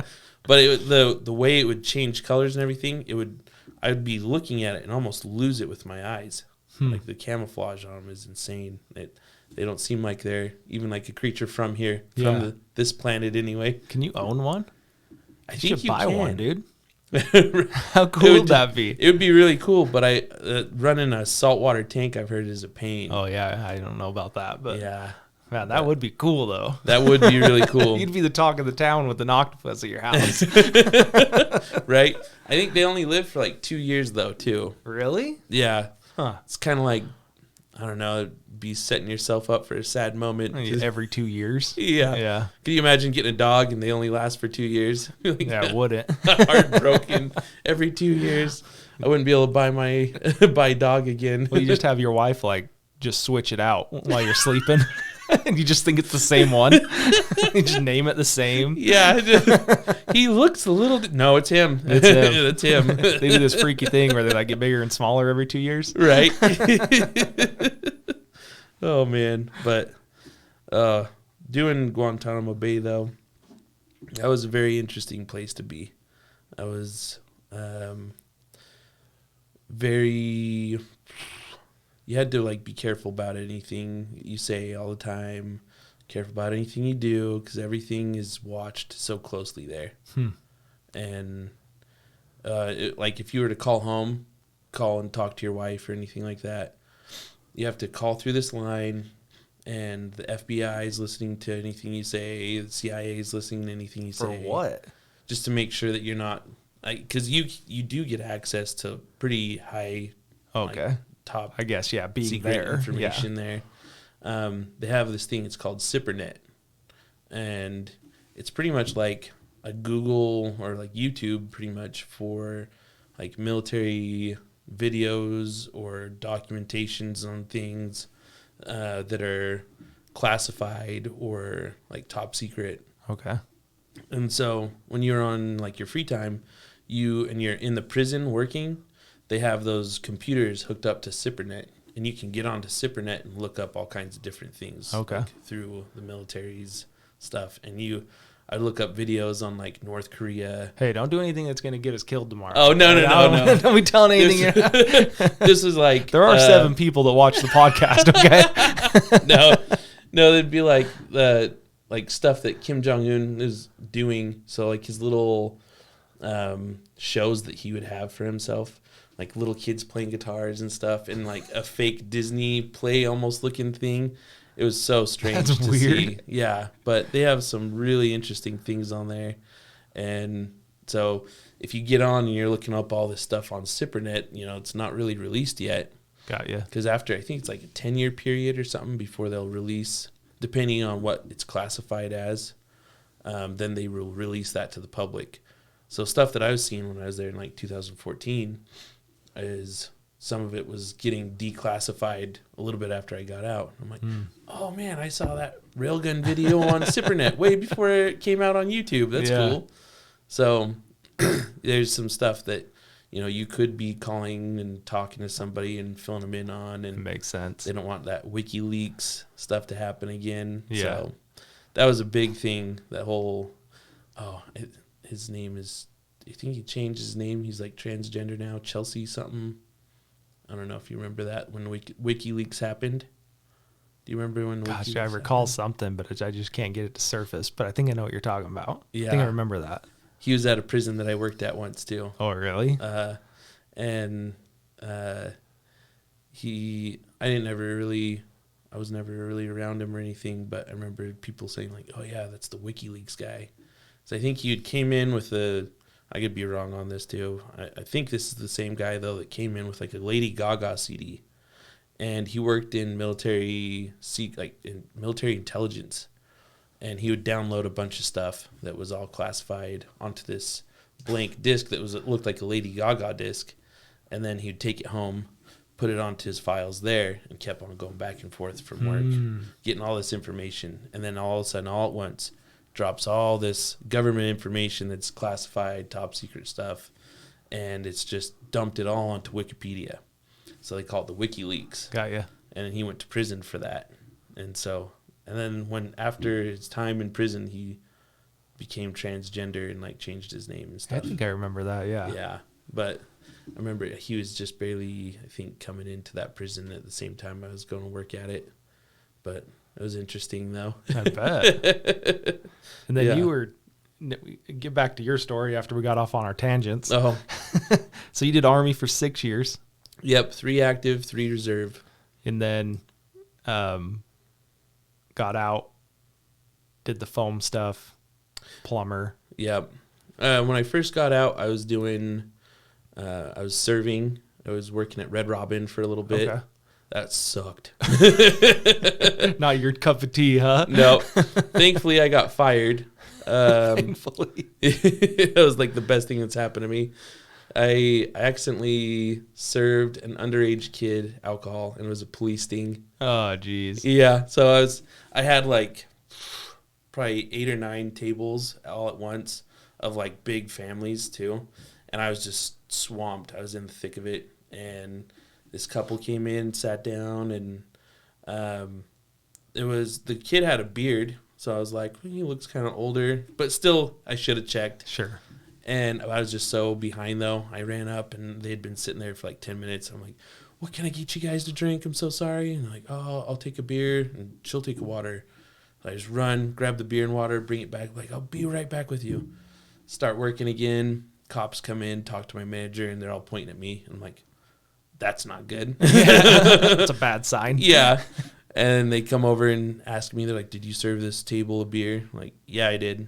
And he's like, okay, let's go and talk in the parking lot. So they took me out there, like, we sent those kids in, they're underage, and you gave them alcohol. Is that right? I'm like, yes. And they're like, okay, well, since you're being honest, we're not going to arrest you. We'll just give you a ticket and let you go. So I was like, oh, man, that's it's always good to be honest. Yeah. And so when I walked back in, the manager's sitting there with like a manual, and she's like, you are now terminated from Red Robin. This, like reading from like what to say. Straight off the book. Yeah. And so I ended up only having to pay like $300 for it or something like that. And I was like, man, what am I going to do? But it was really good that happened, because then I became a bartender, did some bartending, and then I went into the door-to-door stuff. Okay. Then I went to track parks. I've kind of been quite the chameleon with my jobs. Yeah. I started working at like 12 years old. Like your brother. Yep. With your dad or something else? Yeah, I started off with my dad. We were doing cultured marble. The place was called Roman Marble. It was family owned at the time. 2008, wiped it out though.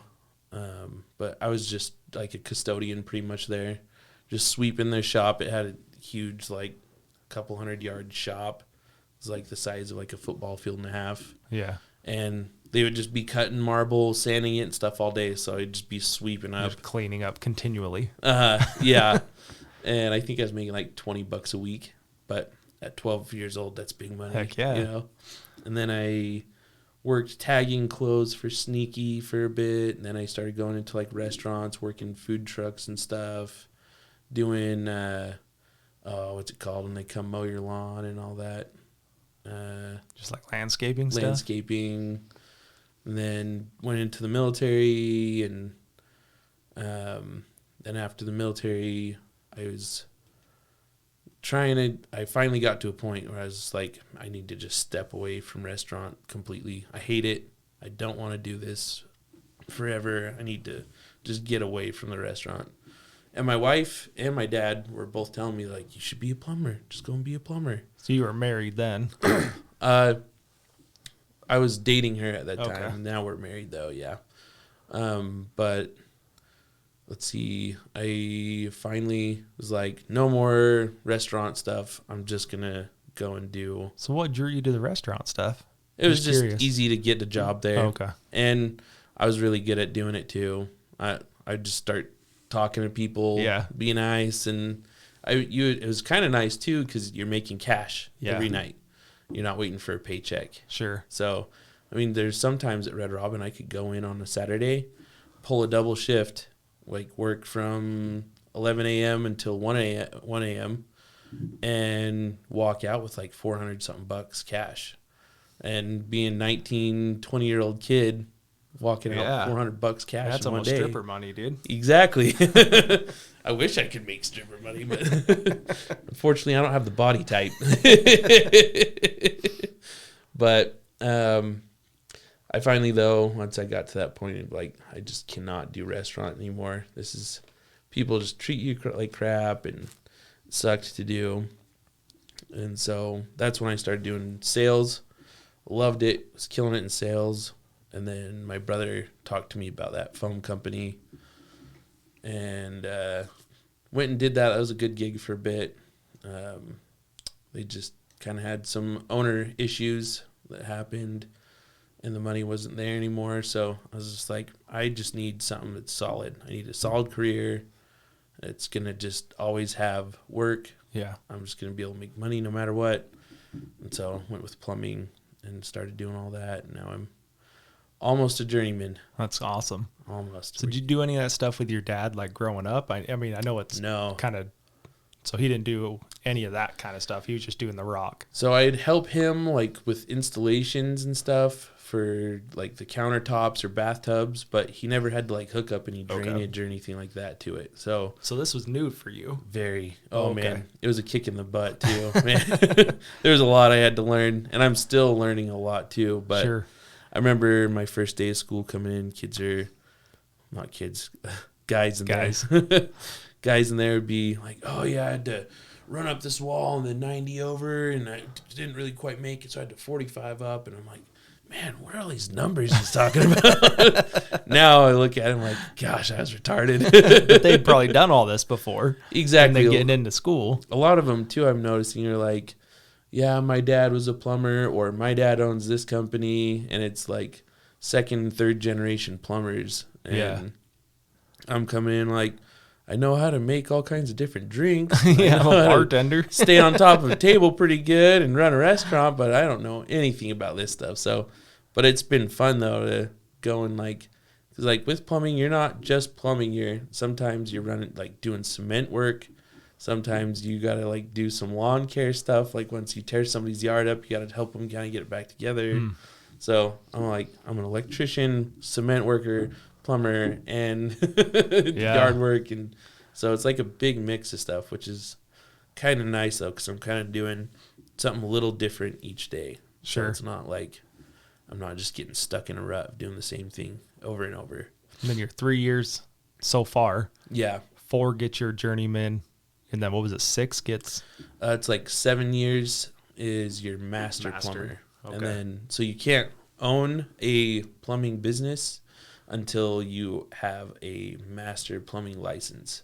Okay. But you could, like, let's say you're a master plumber, and I'm just barely, like, starting as a journeyman.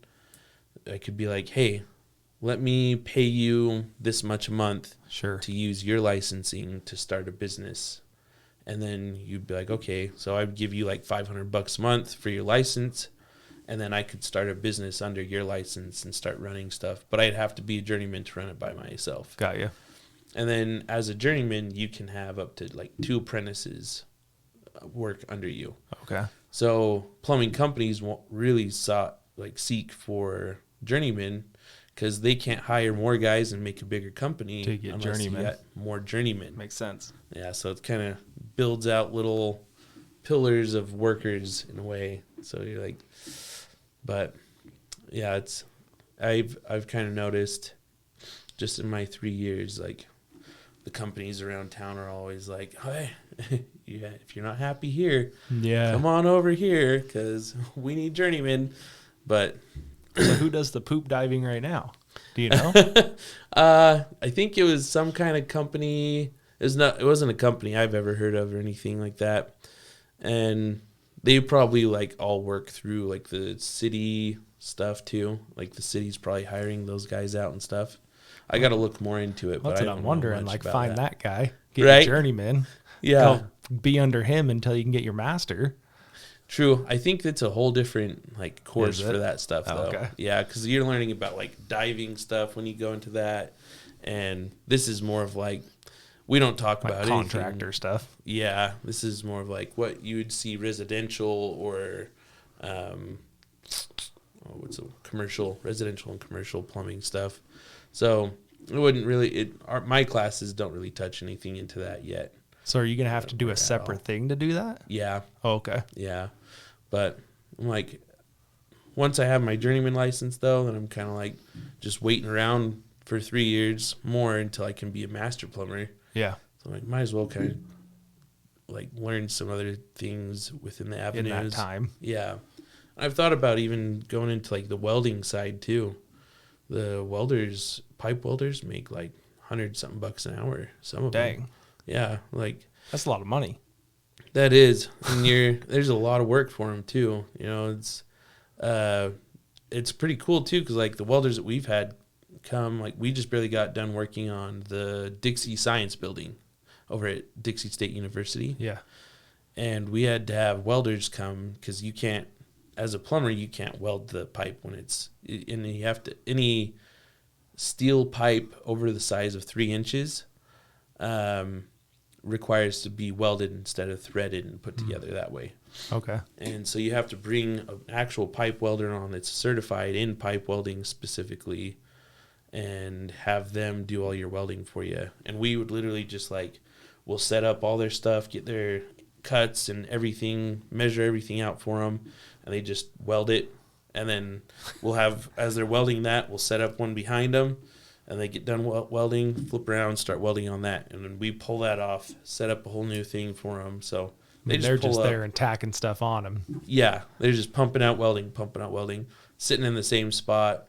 They'll be like, hey, I want a soda. Like, I'm the apprentice. I guess I'll go grab you a soda. Sounds like a good gig. Yeah, exactly. So I'm like, okay, maybe I'll kind of look into that too. I mean, it's never going to hurt to learn more, right? Sure.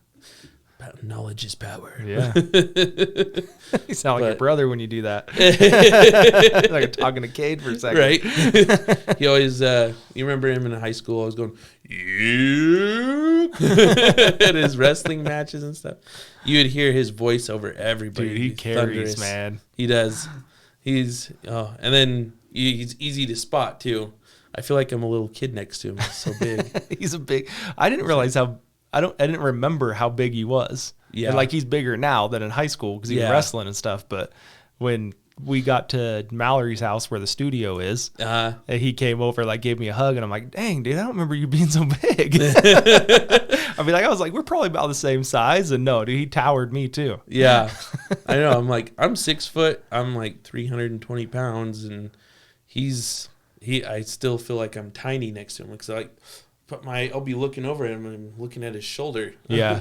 Gotta look up like he's talking to my dad. I'm a little kid. Yeah. Good old Cade, man. Oh man, but he's a good dude though. He's a good brother too, and he's going through police academy right now. Yeah. So he's been kicking. Good for him, dude. Butt in that too. He's supposed to be. I'm gonna blow him up right here, dude. Yeah. He's supposed to be sending us some artwork to hang in the studio.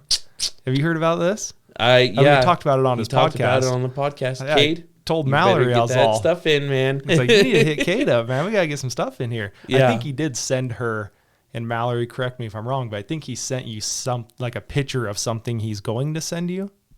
Yeah, he did. I haven't received anything in the mail. I'm going to be honest. I forgot about it, so I'll text him. So I'll get on that.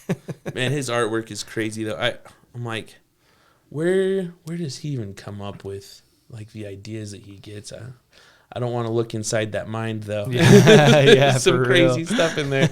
Like, you drew, like, a lemon that's, like, got some crazy teeth coming out. It's like, You're like, oh, my gosh. Like, I'd never look at a lemon and come up with that idea, Right. you know? Yeah, he's definitely got a twist when it comes to a lot of his artwork stuff. Yeah. Yeah, with everything you post, I'm just like, and I'm not that creative. Like, I'm not that guy. Me neither. And so when I see people like that, like even just drawing in general, I'm not good at. And then Same. having like the ability to have the imagination to come up with those things, that's not me. I'm like the black sheep in my family when it comes to that because my dad's an artist, my mom's an artist, my little sister can sing and do all this acting stuff really well. Cade was an artist, and then I'm like, I can kind of do a stick figure. Like, do you want a drink? You want a drink? You have some plumbing issues? That's about all I can do. But yeah, they're all super talented, and I just didn't catch whatever that was going around. Yeah, my oldest brother Mike and then Jason, that's just older than me, are both artistic. And I didn't know my little sister, Katie. Yeah. I didn't know that she was. And then she started doing nails. I mean, I think she's been doing it a couple years now. Mm-hmm. And she's like winning, like, my mind just went blank. They do like a retreat type thing. And then you enter like your designs into the retreat. So it's like these people from all over the nation go to this retreat that do nails. And I think she won it. That's the pretty last cool. one, and then she took second on the one she just came back from. And dude, the hand drawing stuff on nails that she can do, I'm like, what the heck? It's a very small portrait. Yeah. I'm like, I can't do it on a paper this big, and she's doing it on the 1/4 inch. That's insane. Yeah, it is pretty cool. It's attention to detail right there. Yeah. But like, so I never knew that she could draw really until I started seeing some stuff on her nails. Really? Yeah. But I mean, I can't draw. Yeah. Adam was more like, he was athletic. I don't think he can draw. Yeah. I wasn't even athletic. I tried really hard. You're like me. We just got fat and we know some things. I'm like, I just work a lot. Yeah. Yeah, I've got this shirt my mom got me. It says, I grow beards and I know things. Oh, yeah. I've seen that. That's a good shirt. Yeah, it's funny. You like your job? Doing the safes and everything? Yeah, I do enjoy like running a retail store. I've been in retail for most of my life working, and then we do holsters out of the store too. The holsters I've been doing forever. And to be honest, it's like I do so many things now. I don't have the time to put into holsters that I need to. Gotcha. To do all the custom things. Yeah. And I get overwhelmed because of the holsters, and it affects me in everything else. Oh, I see. And so there's times I've just turned people down. Yeah. They're just like, hey, I need to get this, $5 funky gun, right? Like, and it's got like some eBay laser on it. Like it's not even a name brand laser or light. Yeah. And they're left-handed and they want it in green. Oh, and I'm just like, I just don't have time. I'm sorry. Yeah. Like, call me next year. Cause like with Christmas coming up, I'm just going to get hammered. You just get, yeah. And with the safe store, it takes most of my time at the safe store right now. Sorry. Go ahead. Do you guys do like custom safes and stuff like built into homes or anything like that? So we just yes, but we just sell the safe. Gotcha. And we do installs. Okay. But there are some that we've done where they've wanted it like in the wall. So they have like a hole recessed into the wall that the safe goes in and they trim it in. So it's like part of the wall. Or they'll put a vault door in front of it or a mirror in front of it. That's cool. And then the vault doors, we do a lot of vault door stuff where it is custom. That'd be really and cool. So, and most of the vault doors, it's an ordeal. I mean, you got to make sure you're putting it in the house at the right time. You got to make sure you have a crane. You got to make sure you have forklifts. You got to make sure you have, and so sometimes it can be a big deal to get a door in. We just did one in a house. It's 2 stories into the ground. Yeah. So there's 2 basements. And jeez. It's insane. The bottom floor is, I think it's a basketball court. Oh my gosh. And then the vault room's next to it. And so we had to crane the vault room all the way down into the basement. So they poured like the first layer of cement. Wow. And we dropped the door in. And so like we had to line that up to be there that day. Yeah. You know? Yeah. And we dropped the door in. This house is crazy. So let me tell you about it. Yeah. So it has basketball court, vault room. And then like on the far wall, it's a big foam pit. Okay. And those 2 stories, it's a climbing wall. Oh, and so there's like a 2-story climbing wall. Yeah. And then you can fall into the foam pit. That's crazy. And so it's cool. And then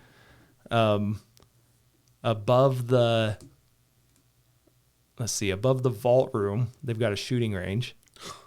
And then go pick your guns out from your Yeah. vault and go and shoot. Right. Yeah, you just go up the stairs and there's a shooting range right there. Yeah. And then I think there's like a recording studio and something else on that floor. And then you go to like the main level of the house. And then it's like all your living quarters there. I don't know how big the house is. It's huge. Makes you wonder what these people are doing for work. To my knowledge, I think it's their second house. I think it's like a vacation home for their family. Oh my And so they're gosh. like not older, like, but they have probably kids maybe a little older than me with families. Yeah. And so it's like a summer home for all of their kids and grandkids type thing. That's I could crazy. be wrong, but I can't remember who told me that. One of the subcontractors told me that. Yeah. But yeah, and we do a lot of doors that are fairly simple too, but Yeah. that's the craziest one I think we've done. I like that stuff. Yeah. There's like I had one of the guys I had worked with on a job tell me about he had gone out and done electrical at a polygamous guy's house. And those guys are really good with their building and everything. Yeah.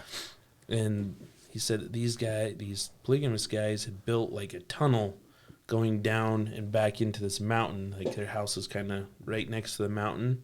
They built a tunnel going down in there that you could fit a truck. Like a truck could drive down into this tunnel. And then they had big vault doors to like close. Block them off. Yeah, and like had some kind of big vault back there that you could park like a couple of trucks into that vault. That's crazy. I'm like, man, I would love to see like the building of all that go together and see how it's all done and everything. And have you ever gotten to do like stress tests on any of your vaults or anything like that? No, because I can't. It's hard to get them. Yeah. So I don't want to blow one up. That's true. But I think every brand we carry has done them. So they have like YouTube videos and things like that. Gotcha. The most popular one is we do carry Champion and Superior. So they're the same company. They're in Provo. Okay. And their big thing is their 4-way active bolts. And so they have bolts that extend all 4 sides of the door. Yeah. Jeez. And so I think they call it their tension strength, I think is what they call it. So they'll take a competitor safe and they'll bolt the backs together to theirs. Yeah. And then they'll weld on or bolt on these two big hooks on the door. Yeah. And then they have like a gauge with like a loader or something. Yeah. And they'll pull the doors apart, like opposite of each other. Really? And whichever one like breaks the door open first is the weak one, right? Yeah. And so that's the popular one that everyone always references when they come in the store. Okay. And so as far as a door and the bolts, it is hard to beat a champion and a superior. Gotcha. Fort Knox would be the next one that would compete. And when you get up to their higher levels, that's what I would like to see. Nobody compares to a Fort Knox because they know they'll lose. Yeah. And so I'd like to see a Fort Knox protector, say, and then whatever competes with that in a superior, which would probably be an untouchable or one of those, bolt those bad boys together. But I mean, at that point, you're talking, I don't know, 10 grand. Yeah. You know, Yeah, that you're just going to destroy. And so, Yeah. but yeah, I've never done it. I know Rowdy's Range had dropped a Liberty safe from a crane once, Really? and I saw that. That was cool. That was before I was in the safe business, Gotcha. and so You have that big safe on Sunset, don't you? yep, big yellow. That big yellow one. How Yep. big is that guy? Did I need to measure it? Because everyone asks me that, and I don't know. I drive past. I'm like, man, you can have somebody live in that thing. Yeah. It's so big. Well, and so they call it the eighth wonder of the world, so it's Big Yellow. And so it's named Big Yellow. I think it has its own Instagram page and stuff. Really? Yeah. Okay. And so they have, I don't know, I think Troy referenced this when he was on our podcast, so he's our rep for Champion Superior. Gotcha. I think he referenced this, but there's only 8 or 10 of them. Really? And they're made for strictly advertisement. Oh. So they don't function, like the doors don't open or anything. Oh, okay. But I'll tell the story real quick, and I believe he told it. They were at a gun store or a gun show. So it wasn't SHOT Show. It was a different one. The name always slips my mind. And they had this Big Yellow there. And a guy came up and said, hey, how much to buy that? And they said, oh, it's not functional. It's just a big box, you know? And he's like, okay, how much is it if you make one and I'll buy it? And I'm pretty sure they were like 20 grand. And he's like, okay. Wow. and then they built him one. Oh, And so- my gosh. And it had like different stories to it. And this guy was like super small, I guess. He's like 5 foot. And they built him like this 15-foot friggin' safe. It's got a 8-foot ladder he pops out to the top of it. I'm gonna do that tomorrow, dude. I'm gonna go measure that thing so I can finally answer that question, because everybody's like, how big is it? How much does it weigh? All this stuff. And I'm like, I don't know. It's large. You got to message me on Facebook and tell I'll me send when you it find to out. Because you were over right by my house today. Yeah. I'm always driving up and down right there, and like every time I see it, I'm like, man, I wonder how big that thing is. I want to know how many guns I could fit into Right. it. You know? Well, there's a road sign, a monument sign for the building right there next to the safe. Yeah. And we had gotten a quote, and it's a ton of money to get like business signs made. Oh yeah. And then to have them like transparent and backlit and all these things. And so when we started the store on Sunset, I told Jake Erickson, that's at Dixie Gun and Fish, because the safe was at Dixie Gun and Fish, Big Yellow was. Yeah. And I was like, think I dude, remember we that. need to put that thing on Sunset. And he's Yeah. like, dude, get that thing out of here. He's like, it takes up our parking spots, like, Yeah. yada, yada. And so I'm like, sweet. So I went and hooked up to my truck, and I like rotted it around town for a minute, and then went and parked it over there. Gotcha. And then I never got a sign, because I was like, that thing's 10 times better than a sign would ever Oh, be yeah. on the road. Everybody's Yeah. You're looking at that immediately. Like, I'll always be like, oh, we're by Taco Bell. Oh, the Big Yellow safe? Yeah, that's us. Yep. I know anytime I talk about you, I'm like, have you ever seen that Big Yellow safe on Sunset? Right. Yeah. Like that's his business. That's isn't it? them. Oh, okay. Yeah. Yeah, I know what you're talking about then. So like our ads, our social media ads, all that stuff, we're always like the Big Yellow safe on Sunset at 1397 West Sunset Boulevard, you know? Yeah, you can't miss it. Yeah, we're getting known for the Big Yellow safe for sure. That's a good thing, though. I mean, that's like a staple, and like, Yeah. it's people probably use your safe for directions all the time. It's a And monument. they go past the yellow safe, 2 blocks, and then Yeah, take a make a right. left. Yeah, yeah. It's definitely getting known for that for sure. It's like the train tracks in town. Yeah. Everybody knows where Over the by train tracks over by the Red Barn. are. Exactly, exactly. No, dude, but I mean, going back to your question, because I do a lot of things, right? Yeah. So I own both mail routes. So I've got 2 mail routes that run 6 days a week. 99% of the time I hire them out. So I have like subcontractors under me that do it. I've got the store, and that's mainly where I'm at. Yeah. And then holsters is right now it's me. I had Emmett. He's over at Dixie Gun and Fish now. Working over there. When he was with me, I kind of had him doing some of the custom stuff to help me out. Mm-hmm. And now I've got Abe there. That's a high school kid, and Abram's the man. I'm going to stop talking about Abe, dude, because he said he hasn't listened to the last few podcasts. I told him, I said, dude, I shout you out all the time. Start watching. But I've got him over at the store after school now. Okay. And so it takes a little bit off of me. And then my mom does like a liquidation resale business. Okay. And so we buy pallets of overstock stuff from Costco, Target, Home Depot, Lowe's, I mean, everything, Walmart, everything. Mm-hmm. And we run it out of the store too. Gotcha. And so there's a storage unit right behind us. Then we have like 5 or 6 storage units back there full of stuff. Okay. And then she posts it all on Facebook and resells it. And so I don't do a ton of that. I'll even tell her like, dude, this is you, you know, like she'll be like, well, what do you think about this? I'm like, I don't, it's yours, you know? Yeah.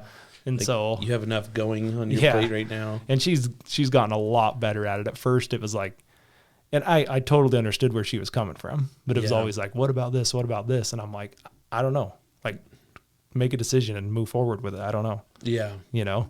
But she pretty much runs it all now. If anything, it's just, if she needs something heavy lifted, you know, I'll go help her. That's about it.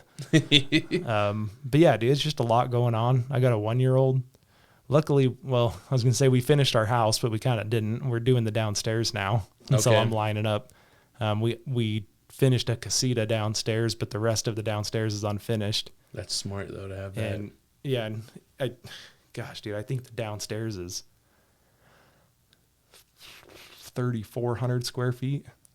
Oh, my gosh. And I bet that casita is maybe 800. Really? So, I mean, there's still 2,600 square feet downstairs that we're not doing now. Yeah. And so I was going to say, now I'm glad we have the house finished. I don't have to deal with that. But no, dude, we're still dealing with the house. Oh, yeah. But yeah, dude, just a lot going on. So I couldn't do it all if I had a 9-to-5. Yeah. I guess. And that's what I was trying to tie it back to, is like, I have so much to do because of what I do. That's true. If that makes sense. Yeah. That's crazy. You know, that's, because I want to start my own plumbing business at some point.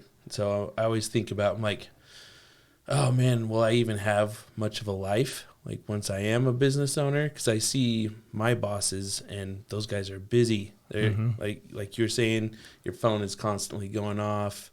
People are always trying to get a hold of you. Yeah. There's always something that you're having to do or get running. And so it's like, when you become a business owner, you giving up like a large portion of your own personal life in return for like having the better benefits of stuff, you know, being the owner and you're making the good money. Yeah. But at the same time, or do you want to be working under somebody, not have as much stress, have a little bit more time off, but now you're not making the big bucks. Sure. So it's like and there's times you can work for yourself and not make the big bucks too. That's true. Yeah, that's very true. I mean, I don't know what the numbers are, but there's a lot of small businesses that fail. I mean, the majority of them do. Especially in St. George, it feels like. Well, Utah's a very small business-driven state. I think we're the number 1 state in the nation for small businesses. Yeah. And I think some of that's like the blue collar in us. I've heard it like related to the LDS church too, but I can't remember how. Like they're saying because this is how, you know, what we teach in the church, this is a thing. And that maybe a church guy told me that, I don't remember. But I had it in my head and then it just slipped when I started talking about it. But that makes sense. So like most of the people I know that are like in the church have really well set values and are like, it's not like I feel like from an outsider's perspective of looking at the church, I feel like there's a lot of drive put into like most of the kids and they're growing up like we need to be doing this, or at youth things. You guys is like young men's, young women's. You guys are always continuously doing something, keeping kids going and everything. And I bet that carries over into your adult life. Sure. And it's a admirable thing, though, for sure, I think. Yeah, I think that's a good point. Yeah. They try to keep kids busy all the time. Yeah. Maybe they're trying to keep them busy so they're not screwing off. I don't know. That's when you start getting in trouble, when you get bored. Exactly. I wish they would kind of make some more stuff for like kids and stuff to do around. I guess there is a good amount of like stuff for kids to do in St. George, but I feel like that's obviously, like that's when youth start to get in the most trouble, is when they don't have something to do. Yeah, I do. I'm curious of that. 'Cause, like, did you grow up in the church or anything? I mean, No. you're obviously aware of it because you're in Utah. Yeah. So my family, we didn't have like a religion set. Okay, at all. like I didn't think so. I just didn't want to assume. And so my parents kind of told my brother and I, like, once you're 18, you can kind of choose a religion from then. But like, meantime, just kind of like look at all of them and study all of them. And I'm always really fascinated in a lot of different religions and everything, and always kind of look into them. And I've gone to an LDS church just a couple times, and then I've also visited some other churches, not like a whole lot though. But I've always just kind of, I guess I'm more agnostic, like believe in a higher power, just not saying like any one of them is what true or not true or whatever. Yeah. I think just from my personal opinion, religions across the board, they all kind of hit something's right there, but I don't think any one of them have it totally dialed in. Okay. I think there's a little bit of truth in each religion, is what I'm trying to say. I mean, the reason I ask is because I've always felt like maybe 16 years old to now. I'm like, most religions, at least most Christian religions. Yeah. Because I don't know much about other ones, so I'm not going to lump that in. Yeah. But most Christian religions, it's like, right from wrong.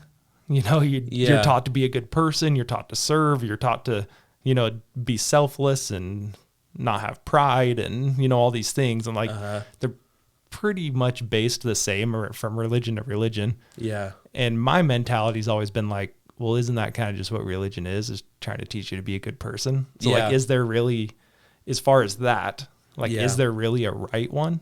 Because they all should teach you just to be a good person in general. Exactly. And that's so true. That's what I was going to ask you I was born LDS, grew up LDS. I didn't go on a mission, but I was married in the temple. Yeah. And then where you were saying that I didn't know that, like, Scouts.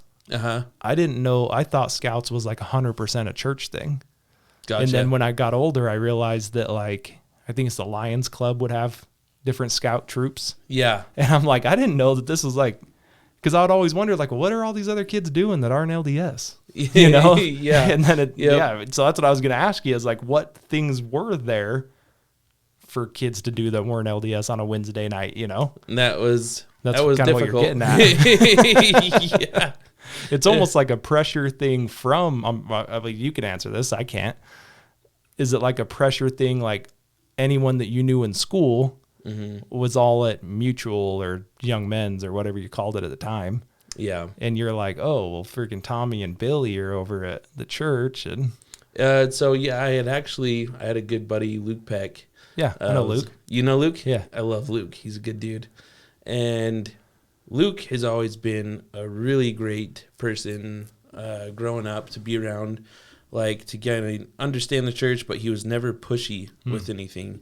And that, like, made me more interested, like, that he wasn't pushy. Yeah. And so, but he would invite me to go to, like, the Young Men's stuff and all that. And so I got to kind of experience, like, some of that from the outside. And I'm like, wow, this is interesting. Like, they took me on a super trip even. They took me to California. Wow. And we went deep sea fishing and all this stuff. But there was never, like, that pressure to join or anything like that. So I was a lot more relaxed and more, like, kind of open to learn about more stuff. Which is how I think how it should be. Yeah, because then if you're not, then you're on the defense, and then you just, like, want to shut down to everything, that they're telling you. And so Sorry, what was the question again? I was just wondering, like, what were your thoughts being that younger kid where everyone else was going to young men's and church activities in general, I guess? I did feel left out. There's like the Klondike. Mm-hmm. I always wanted to go to the Klondike so bad. But my parents didn't really want me to go and do too much of that stuff. So was their thought like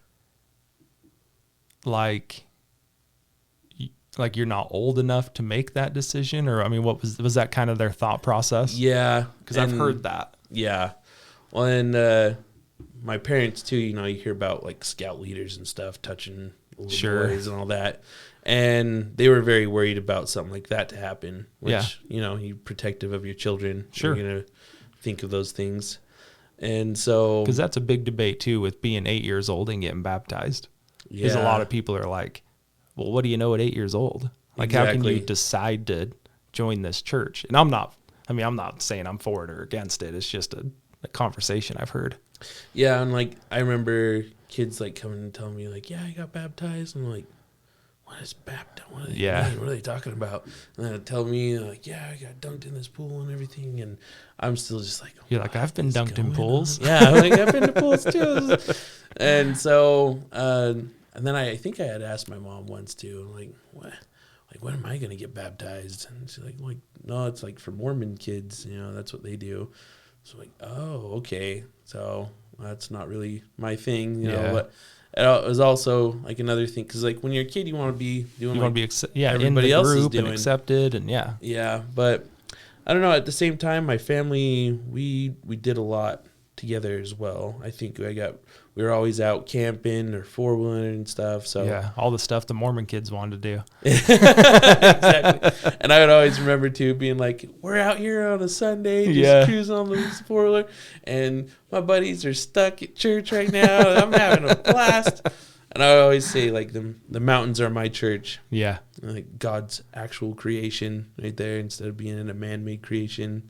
Yeah. I feel like that's when I'm the most spiritual. I can respect that. I mean, I've felt that way. Yeah.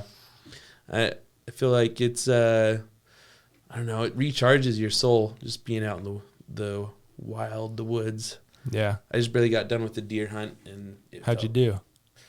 Oh, man. So I went out and hunted the West Mountains. Okay. I was the early tag for Pine Valley. And I probably saw about 100 doe. Not a single buck.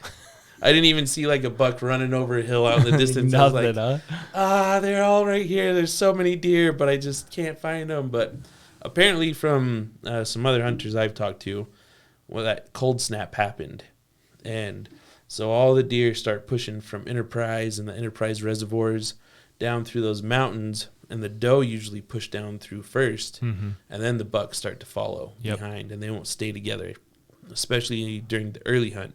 Like you maybe see some spikes or something like that with the does, and that's about it. Yep. And so I was just catching all the doe coming through at first. So I should have headed further north, but I kept seeing deer. So I'm like, man, I'm staying here. I keep seeing them. I'm going to stay in here. And well, being the early hunt too, that kind of throws you off on the timeline. That was the first time I've ever done an early hunt too. Oh yeah. I put in for like a bison, a bighorn, and then the early hunt, thinking I wasn't going to draw anything. Yeah.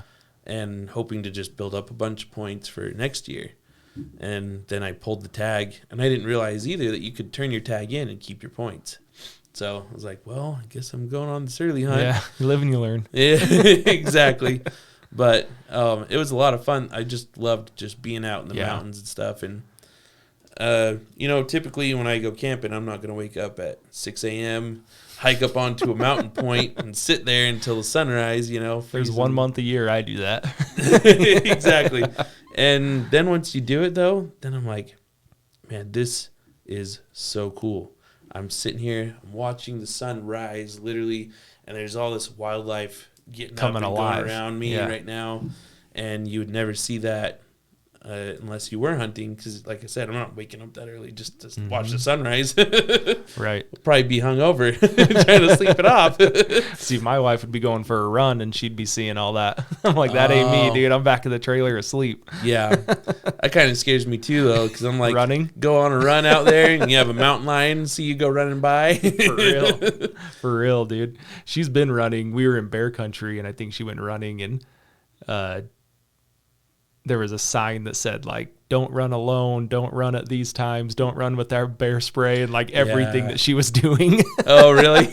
She was like, that time alone, no bear spray. No defenses. Yeah. Just hope you can And she's outrun that like, bear. yeah, I guess I didn't really think about this. Yeah. But we've been out, so we do Zion unit. Oh, yeah. And so we've been on Cedar Mountain all the way down to Coral Pink Sand Dunes. Gotcha. And it's the same thing. They go from Cedar Mountain down to Coral Pink Sand Dunes and out into Arizona. Gotcha. And so, and we were kind of the same way, just ton of doe. And now we're starting to see some bucks come through trail cams now that the hunt's over. Oh, you do the trail cam stuff? Yeah. You like that? Like, Well, I shouldn't say I do. I'm with some guys that do. gotcha. Okay. And so, we were out there. I took a shot at about 600 yards, Nice. and my buddy's got it on video on his spotting scope, and you see the Nice. deer like come in.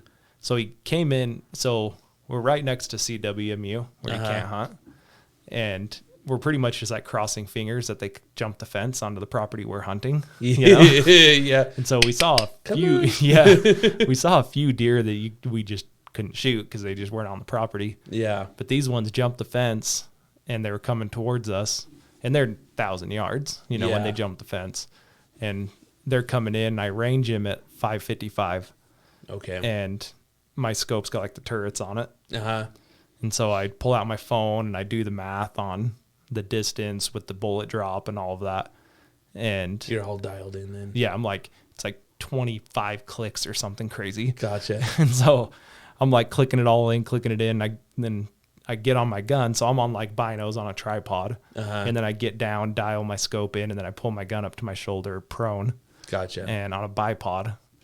And I can't find the deer. I'm like looking around. Well, dude, he'd gone like, I don't know, 40 yards to the left. Uh-huh. And so I'm like scooting, like on my belly, like trying to turn to get over to him. Yeah. And so I get on him, and he had been kind of walking away from us. And so now I'm like, well, freak, now I don't know what yardage he's at, Yeah. And he's kind of we're up on like, we call it the fingers, right? Like coming down a hill, there's a bunch of fingers. Yeah.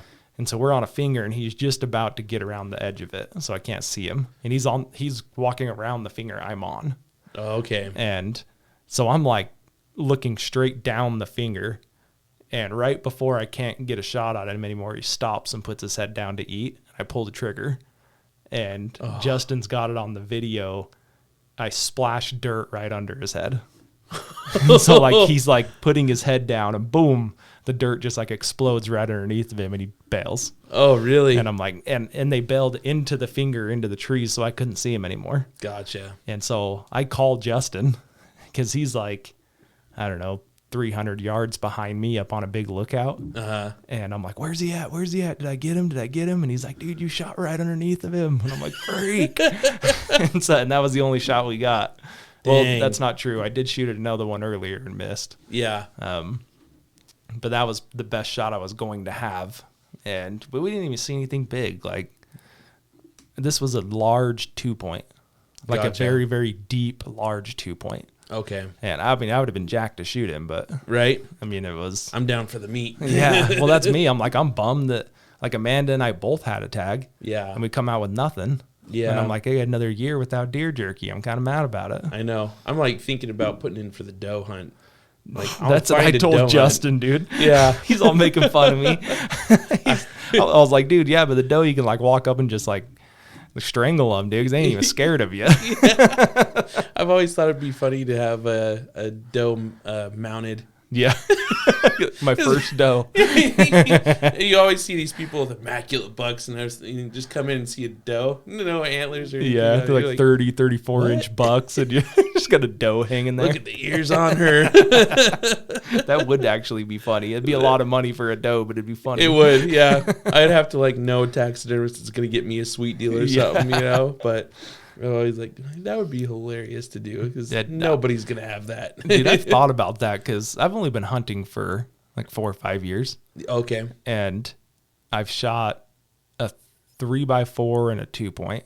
Oh, nice. And I'm not even really in it for so we're dedicated. So we get the archery, muzzleloader, and rifle. Yeah. And during the muzzleloader, we had spotted some monsters. Really? And I probably got within 400 yards, and then they trailed off our property. Oh, really? And so I had no shot with a muzzleloader. Yeah. And so, but I mean, so that would have been cool to get one. I'm not saying that. Yeah. But I'm not even worried about that. I'm I just want some jerky. Same. I just want to eat them. One of those back straps. Yeah. And so yeah, dude, the doe almost intrigues me because I'm well, at least I know I can shoot one. Oh, yeah. There's a billion of them. Exactly. You're going to find one. Yeah. Yeah. So, yeah, I'm man, I might as well just do. Or one of the guys at my plumbing school, he did the spike elk. Dude, I want to do that. The cow spike elk I just tag. hear it's hard to find them. Yeah, the spikes. He found one that had a spike on one side and a 6 on the other. That's so the best spike you could ever find. So you can shoot that? As long as it has one spike, then you can shoot it. Yeah. That's awesome. Yeah, so man, that's the spike of all spikes to find on that hunt, But I don't know. It's a lot of money though to go hunting at the same time. I've kind of realized the fuel, oh the my time gosh, off, dude. Everything's man, I'm only spending $30 to go and get all this meat, but then it kind of comes out to $300, $400. Oh, it's hundreds. Yeah. It's an expensive hobby. Well, especially when we do the dedicated. Yeah. We're out there for a month and a half. That's true. Driving back and forth every day or staying for the weekend or. Yep. And yeah, dude, Justin's. So I go with Justin, obviously. And he makes fun of me because I drop his name on here all the time. And he's always like, dude, leave my name out of your podcast. But. Gotta tell the world about you. Yeah. He won't come on, so I might as well talk about him. Yeah. So we drove back and forth, I don't know how many times. And so during the regular hunt, so I've got an acre in Duck Creek. Oh, okay. And so my brother and I put my trailer, well, my brother, and my grandpa own it together. And my brother and I own a trailer together, and we just keep it up there all summer. So we'll just go up on the weekends or whatever. And when it starts to get too cold up there, we'll go get it. Well, that's right when the deer hunt starts, right? Yeah. And so the last couple of years, I've just went and got it and then drop it at deer camp. And this year we dropped it at a trailer park, a trailer camp place, not a trailer park, a place you can just campground kind of campground trailer park thing, and a KOA type thing, a pay to stay little thing. And so we dropped it there, and it was nice. She had full hookup, she had sewer, water, power, everything. Okay. And then when we went up, it was we'd go up after work, hunt that night, stay the night, hunt the morning, and then drive home. Instead of up and back like we were doing. Yeah. And then save you a bunch of fuel. Yeah. And it was $40 a night to keep it there. $38, I think. Okay. I called a lady, and we're talking we're right in Zion, Bryce, all these national parks that 5 million people come to every year, Yeah. So I called the lady thinking we're $80, $100 a night, something like that. And I'm yeah, do you have any spots for, this date to this date? And I'm I'll even take a weekend and then maybe a couple other days, because I'll just go drag it out to the sand dunes and leave it in the sand dunes and then take it back or whatever. Yeah. And she's oh no, we've got a spot. And I'm oh sweet, how much is it? She's all 38. I'm all $38. She's yeah. I was that seems pretty cheap. Yeah. And she's you should tell everyone that complains about our prices. And I was I'll leave it there all week if it's only $38. Right. And then I think what happened is ended up being 9 or 10 nights I left it there. Yeah. And then I think we got a night or two free. Really? So I was dude, I'm going to do this every year now. Yeah. I'm just going to go leave it up there. And the money goes back into the That's, yeah. So it's like, I mean, you're spending twice that in gas to get out there. exactly. Yeah. Oh yeah. I know, like the early hunt opened on like Wednesday. Yep. And I couldn't get work off for it, so I was just driving out to the West Mountains and then driving back. And I went through a tank of gas in 2 days. Yeah. Like, it's almost $100 to fill up my truck. It's just, I can't keep doing this. And then once I got to the weekend, I just stayed out there, and the one tank lasted me the rest of the weekend while Right. I'm out there, because I'm just hiking it, hoofing it, most of it, you know. See, we'll run out and drop I've got a razor, so we'll go nice. drop the razor, and then like on property where we hunt, and then we'll go down. Like this year, we went down to it's not a trailer park, where the trailer was. The campground. Yeah. Yeah. And then we would just drive back to where the razor was, park the truck, jump in the razor, and then head out the mountain. How do those do on gas mileage?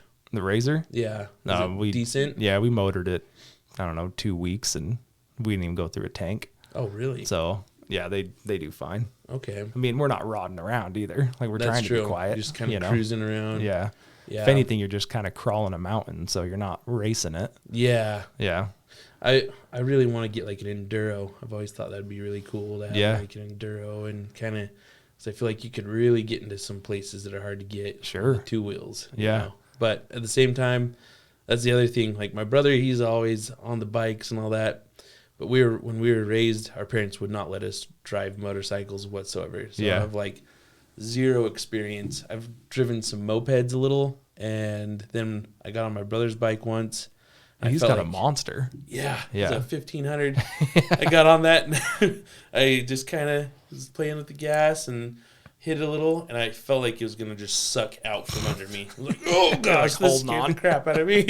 Well, that's how people get in trouble, because then you flex that wrist a little more, and then now you're half throttle trying to hang on. Yeah. Pulling a wheelie down the main street. Exactly. Dude, motorcycles are different for sure. They are. Yeah. And so I'm like, camp comes back to what we were talking about before. Like, we're old enough now to see how easy it is to get hurt, how people we are. And so I'm like, I could get hurt pretty good, because I've never really done the 2-wheel thing. So I don't know if this is for me or not. So I've had a couple motorcycles. I don't think it's considered a bullet bike. They call it a naked bike. So it doesn't have like the front fairing and all that stuff on it. It's basically a bullet bike, but you sit more proper. Like you sit a little more up. Up more? Yeah. Okay. Which actually helped. Like I've got a messed up back, so it actually helps my back more, because I'm not like laying on top of the tank like a bullet bike would Leaning be. all forward and stuff on it. So I actually really enjoy it. And I was nervous because I've always had cruisers. Mm-hmm. Well, I guess I had a cruiser. Yeah. And then when I went, I didn't think I was going to go to one of these, but I went and looked at the Ninjas, because I'm like, Ninjas are so cool. I think I've seen those. Yeah, I like the look of those. Yeah. And then so I went and got on a couple, and then I asked the guy, I'm like, dude, what's the best deal here? Mm-hmm. And he's like, oh, that one over there. And so I went and sat on it, and it sat up a little more, and I was like, dude, I kind of like this. And he's like, you want to take it for a test drive? And I'm like, and I have a motorcycle license and everything. And so, but I've never been on anything like that. Yeah. And so I was like, sure. And so I jump on it and I bail out, and I'm in second gear, and I'm kind of like, okay, let's kind of see what this thing has. You know, it's 4-cylinder, it's 4-stroke. It's, you know, it's kind of mean. And it's a 900. And so, but a 900 in like a bullet bike is a lot different than a 900 in a cruiser. Yeah. I mean, you're a lot higher revving, all that than a cruiser. So I get going up this little hill, and I kind of lean into it. Dude, I'm in second gear. I look down, I'm doing 85. And I'm like, good night, you know? Yeah. And so I go get on the straightaway where I know nobody would be. And I'm like, all right, let's see what this thing can do. I'll open it up a little bit, you know? Uh-huh. So I get going down this road, and I look down, dude, I'm doing like 97 miles an hour in third gear, and it's got 6 gears. I'm like, my gosh, who the heck would ever who even touches the 6th gear? And so, so needless to say, I went back and bought it. But yeah, so that's the bike I have now. Okay. But it's a different feeling, man, when because I was always on 4-wheelers. Uh-huh. So we had like sport 4-wheelers and stuff through high school, and like me and my buddies. And when I was on a motorcycle, I was pretty used to like just being on 2 wheels, and it kind of balances itself, you know, and all that. Yeah. Well, then I was in Washington, and I pulled up where like Zion's Bank and In and Out, like that intersection. Yeah. and I was turning towards Costco. Okay. People that aren't from St. George aren't going to follow this. But No. just stay with me. I got you. And so I'm in the turning lane. Yeah. And so there's other cars coming the other way, like halfway into my lane to make that turn. Yep. To go opposite me. And I start kind of looking around and I'm like, dude, I'm just out here in the middle of the open in the center of the road. Yeah. You know, like it kind of hit me like, dude, one of these guys make a mistake and I'm dead. Yeah. You know? Yeah. And so that was like a realization. You don't have that big metal box Yeah. around you, the big I shield. mean, yeah, just think about just standing in the middle of a lane. It's That's scary. basically what you're doing. Yeah. And so after I kind of got over that, I was fine. But that was the thing that kind of hit me of like, dude, this is fairly unsafe. Oh yeah. Yeah. Have you seen those new things? It's like the single wheel and there's like steps on the side and people stand on it and they just lean, kind of like the Segway almost. Yeah. Call them a big wheel no, it's not a big wheel. I know what you're talking about. Yeah. People have been eating it hard on those. I mean, and you think about it though, like once you're going, if it hits something or you go too far forward or something, there's nothing to grab onto. Yeah. You just got straight asphalt in front of you. You're just levitating on your feet. And you're already off balance. And yeah, they get going fast too. I mean, yeah, it's like a hoverboard. Yeah. But with a big center wheel. Yeah, pretty much. Yeah. One of my brothers, he lives out in Oregon and he'll send me like Snapchats and he'll be cruising on like little dirt trails with those though. And they get going fast and he's going like right up some pretty tough stuff on them too. I'm like, man, what if you lean a little bit too far forward, you go off a cliff or something? Yeah, it's pretty crazy, but yeah, I think it's one of the Diesel brothers that's always motoring around on one of those. Oh, really? Yeah, I think that's where I've seen it as on his stories. Gotcha. And they'll be like walking the dog and he's just motoring on this little like big wheel thing. I was watching, there's the dude doing lawn care and he's on one of those and he's just got the weed whacker, sets it just right and just leans forward and just buzzes down it. Yeah, like that's not a bad idea. Yeah, if you're talented enough to do it. Exactly. Cut your foot off. Start learning how to do it good enough, start running pipe with them on. Yeah. That's awesome, dude. Oh man. Well, dude, we're over 2 hours, so that went by quick. It goes fast. It does. Everyone that's on here, it's like, you know, we usually sit down and Mallory comes in and we kind of mix it up for a little bit. Mm-hmm. And like, that's all by design. Like we're loosening you up. We get your headphones on. We kind of get you talking, get the mics going. You get the feel for it. Yeah. Next thing you know, you're 2 hours.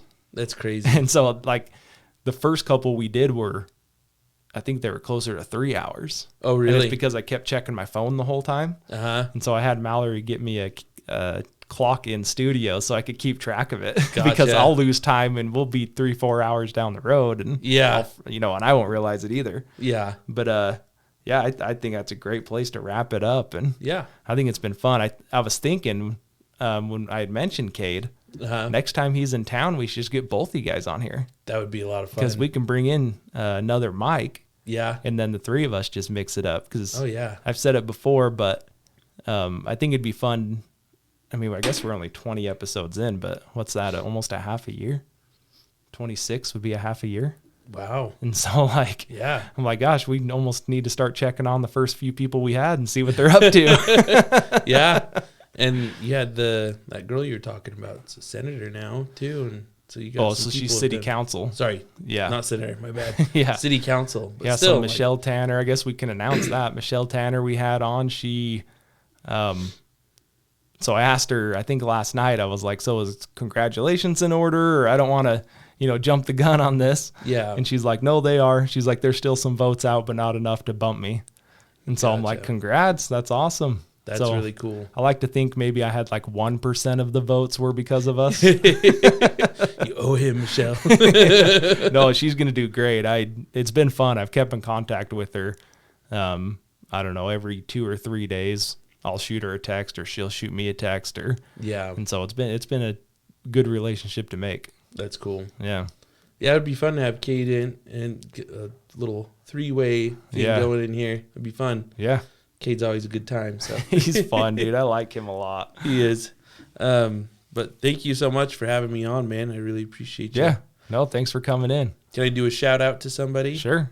K&A Auto, Caden Stewart. Okay. Awesome guy. He owns his own mechanic shop it's right in the Washington industrial area, over kind of by IFA. Okay. See, right next to Wind Supply Electrical. Okay. K&A Auto, though, they do a really great job, and he's doing really good things. So Cool. Is he your age? yeah, Cool. yeah, he's a good friend of mine. Awesome. I'll have him on at some point.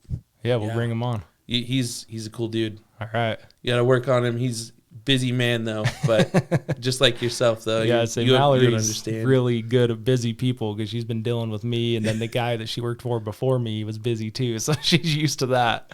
Gotcha. Yeah, but he's a cool guy, and just a little shout out to his business. Cool, man. Yeah. All right, guys. Hopefully you're still here. I've got it written down. We're like 2 hours and 10 minutes in. So Sweet. if you're still here, thank you. If you enjoyed this, share it, like it, give us a review. We're still growing with all of that. Our TikTok's blowing up, which I never thought I'd be on TikTok, but I made one to follow the podcast with. So it's kind of a cool thing to be on there and look at. TikTok is a whole different world. Are you on TikTok? I am. Oh yeah, you follow us. I've seen your stuff on there. I love your stuff, dude. Yeah, that's right. Yeah, Mallory does a really good job with all that. She does. I can't wait till we have the Jake podcast with the old guy, the old guy journal. I just gotta round some up and bring him in.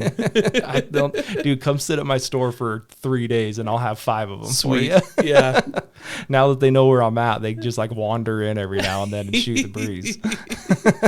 I want to find some World War II vets. Those are the funnest ones. Dude, to I've talk got a to. guy I'm thinking of right now. His Yeah. name's Larry. He'd be perfect. Okay.